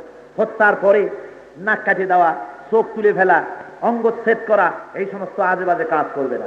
আর যদি কাউকে মারতেই হয় আল্লাহর জন্য, ইসলামের জন্য, এছাড়া এই যে 5টা কারণ বললাম, এছাড়া মারা যাবে না। হযরত আলী রাদিয়াল্লাহু তাআলা আনহু এক জিহাদের ময়দানে এক কাফেরকে কাবু করে ফেলে দিয়েছেন, বুকের উপরে বসেছেন, হাতে খঞ্জর নিয়ে খঞ্জর চালায় দিবেন বুকের উপরে, এমন সময় কাফের নিচে বসে হযরত আলীর মুখের উপরে থুতু মারল। হযরত আলী ওর দিকে তাকাইয়া তরবারি হাতে নিয়ে উঠে নামিয়ে আসছেন, কয় যা। কাফের বলছে আশ্চর্য কথা, তীর তরবারি বললাম কিছু দিয়ে তোমার সাথে পারলাম না, আর থুতু দিয়ে তোমার পরাজিত করলাম, কেমনে তুমি আমার ছেড়ে দিলে কাবু পায়া? হযরত আলী বলেন, এরে কাফির শোন, তোর সাথে আমার জমি জমা নিয়ে কোনো মকদ্দমা নাই, কোনো মামলা নাই, তোর সাথে আমার কোনো হিংসা বিদ্বেষ নাই, তোর সাথে আমার শত্রুতা শুধু এই কারণে আল্লাহর দ্বীন জমিনে কায়েম করতে দিতে চাস না, এই একটা কারণেই তোর সাথে আমার বিরোধিতা, নইলে অন্য কোনো কারণে না। আর এই কারণে আমি তোর বুকে সওয়ার হয়ে কাবু করে যখন খঞ্জর মারতে গেছি, সেই সময় তুই আমার মুখে থুতু দিলি, আমার মেজাজটা গরম হয়ে গেল, সঙ্গে সঙ্গে তোর থুতু আমার গায়ে লাগার সাথে সাথে আমি তখন আমার তরবারিটা আরো জোরে মুঠ করে ধরেছি। এমন সময় আমার মনের ভিতরে আসলো, আমার আঘাতটা যেমন জোরে দিতে চাইছিলাম তার চাইতে আরো একটু জোর আসতেছিল। আমি মনে মনে ভাবলাম, যদি এইভাবে তোমারে মেরে ফেলি, আল্লাহ রাব্বুল আলামিন কিয়ামতের ময়দানে আমারে বলতে পারেন, আলী তুমি আমার বান্দাকে নিজের আক্রোশী তোমার মুখে থুতু দিছিল বলে তুমি আক্রোশ করে আমার বান্দা মেরেছো, আমি খুনের দায়ী হয়ে যেতে পারি, সেই জন্য আমি তোমাকে ছেড়ে দিলাম এবারের মতো। ওই কাফির বলে, ওগো আলী, ইসলাম এত উদার, এত মহৎ, ইসলাম সম্পর্কে কোনো জ্ঞান আমার ছিল না, আমি আর কাফের রইলাম না, আমিও মুসলমান হয়ে গেলাম। লা ইলাহা ইল্লাল্লাহু মুহাম্মাদুর রাসূলুল্লাহ। জোরে পড়েন, লা ইলাহা ইল্লাল্লাহ, আরো জোরে, লা ইলাহা ইল্লাল্লাহ।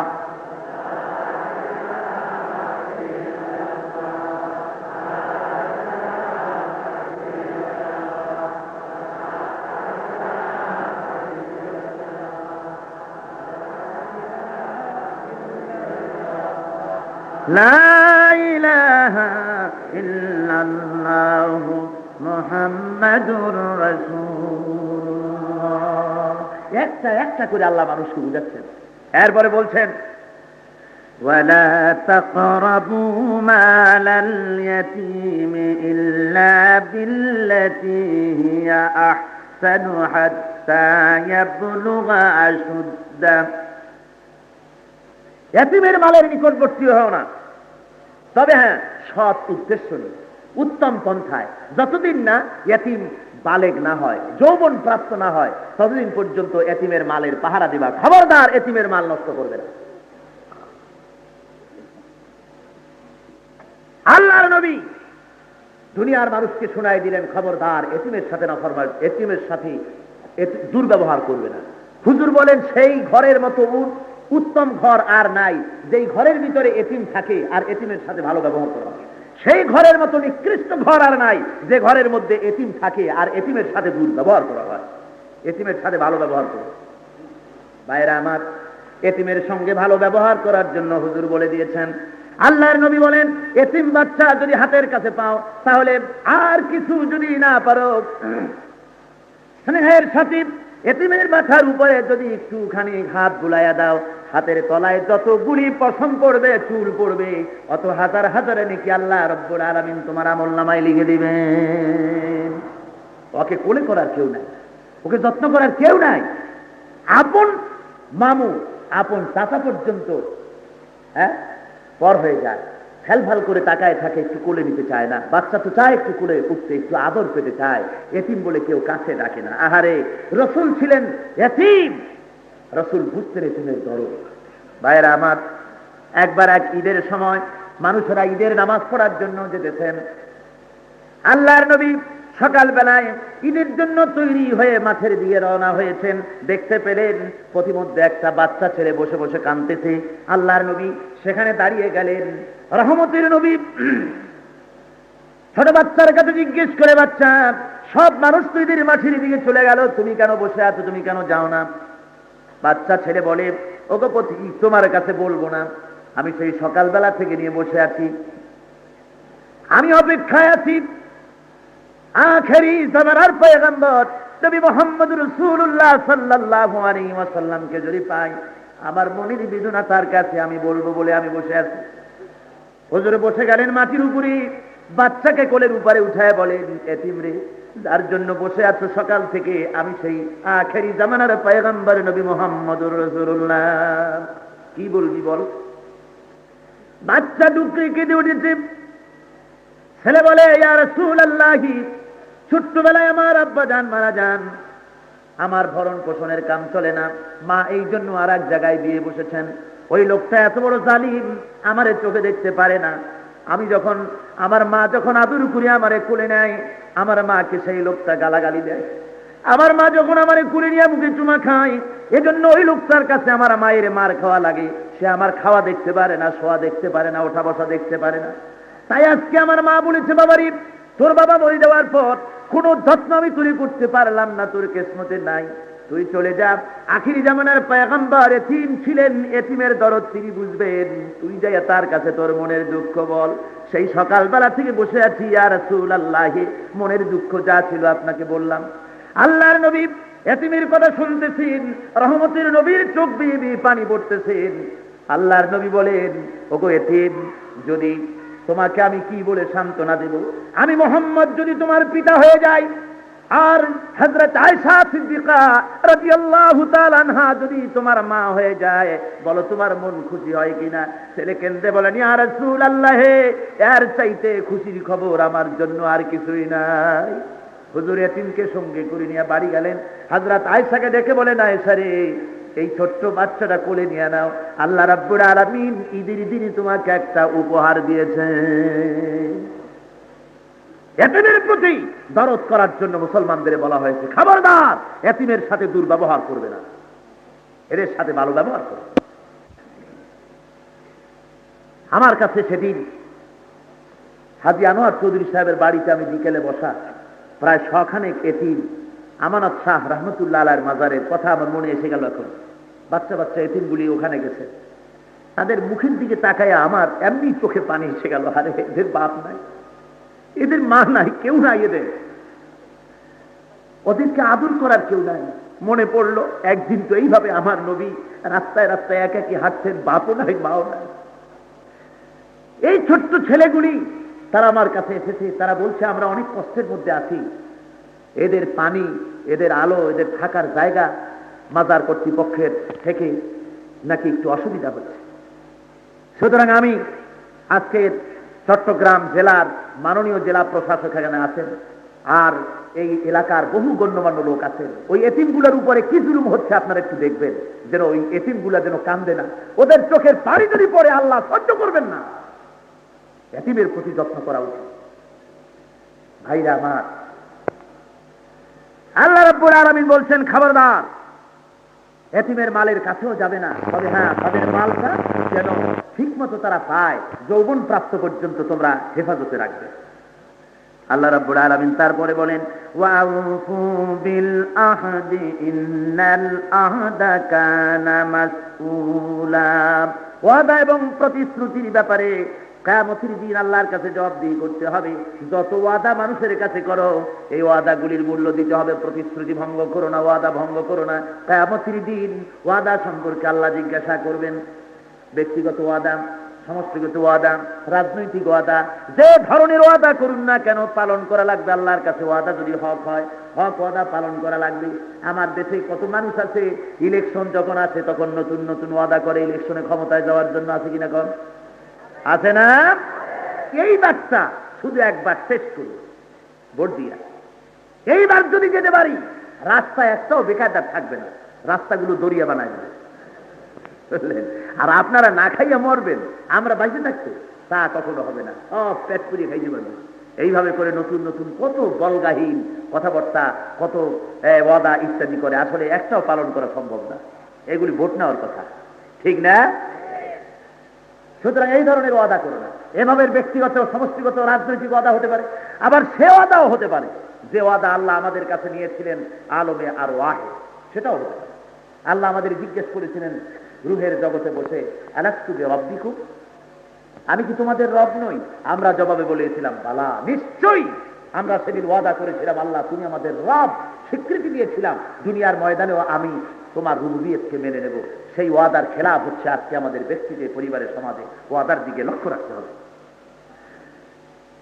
আল্লাহ রাব্বুল আলামিনের পরে বলেন, وَأَوْفُوا الْكَيْلَ إِذَا كِلْتُمْ وَزِنُوا بِالْقِسْطَاسِ الْمُسْتَقِيمِ ذَلِكَ خَيْرٌ وَأَحْسَنُ تَأْوِيلًا।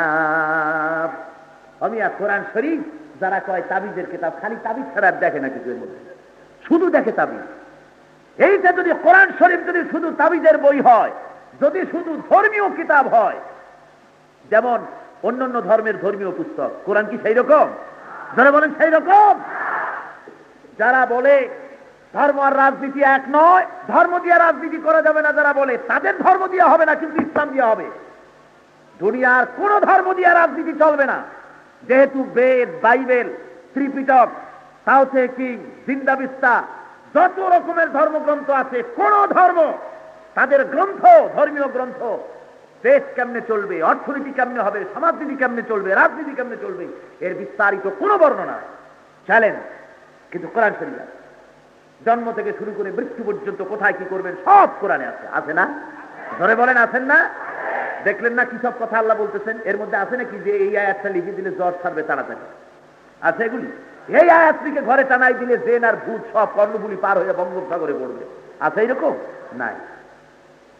ভাইয়ের আমার, আল্লাহ রাব্বুল আলামিন এবার ব্যবসায়ীদেরকে লক্ষ্য করে বলছেন, যারা ব্যবসায়ী, যারা ওজন দিয়া মাপে যাবে, তাদের সম্পর্কে বলা হয়েছে, তোমরা যখন পাত্র দিয়া মাপবে, পাত্রটা তখন পরিপূর্ণ করে দিও, খালি খুলি পাত্র এবং খালি রেখে দিও না। যখন তোমরা পাত্রে মাপবে, পাত্র ভরে দেবে, আর যখন ওজন দেবে দাড়ি পাল্লা যেন ত্রুটিহীন হয়।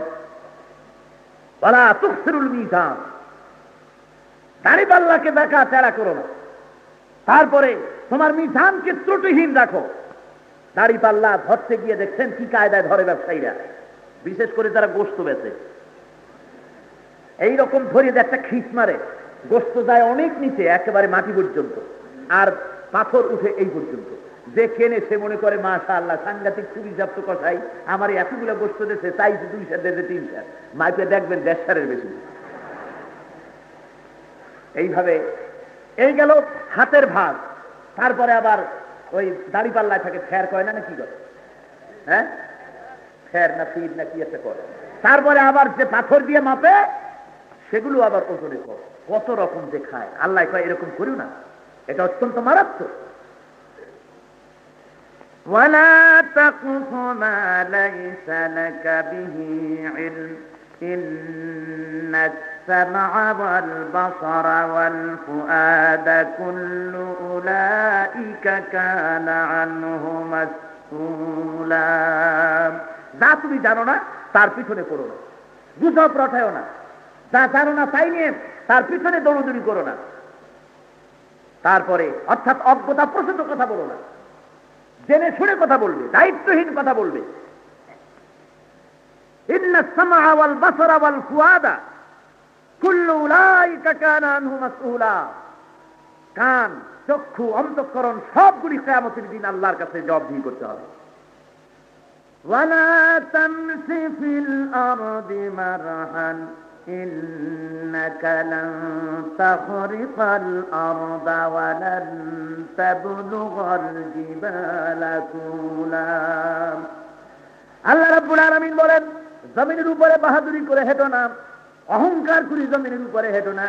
তুমি পায়ের আঘাত দিয়ে পদাঘাত করে আমার জমিনটারে বিদীর্ণ করে দিতে পারবে না, আর অহংকার করে তুমি পাহাড়ের সমান উচ্চতা লাভ করতে পারবে না। পারা যাবে? খুব অহংকার, বিরাট স্বার্থ, অনেক টাকা করি আছে কোন তালে। এই শক্তি নিয়ে তুমি পাও দিয়া জমিনের উপরে তুমি লাগতে পারো, জমিনটাকে ফাটায় ফেলতে পারবে? জোরে বলেন, পারা যাবে? যাবে না। আর অহংকারের খেলায় তুমি পাহাড়ের মতো উঁচা হইতে পারবা? তাও পারা যাবে না। সুতরাং অহংকার করো।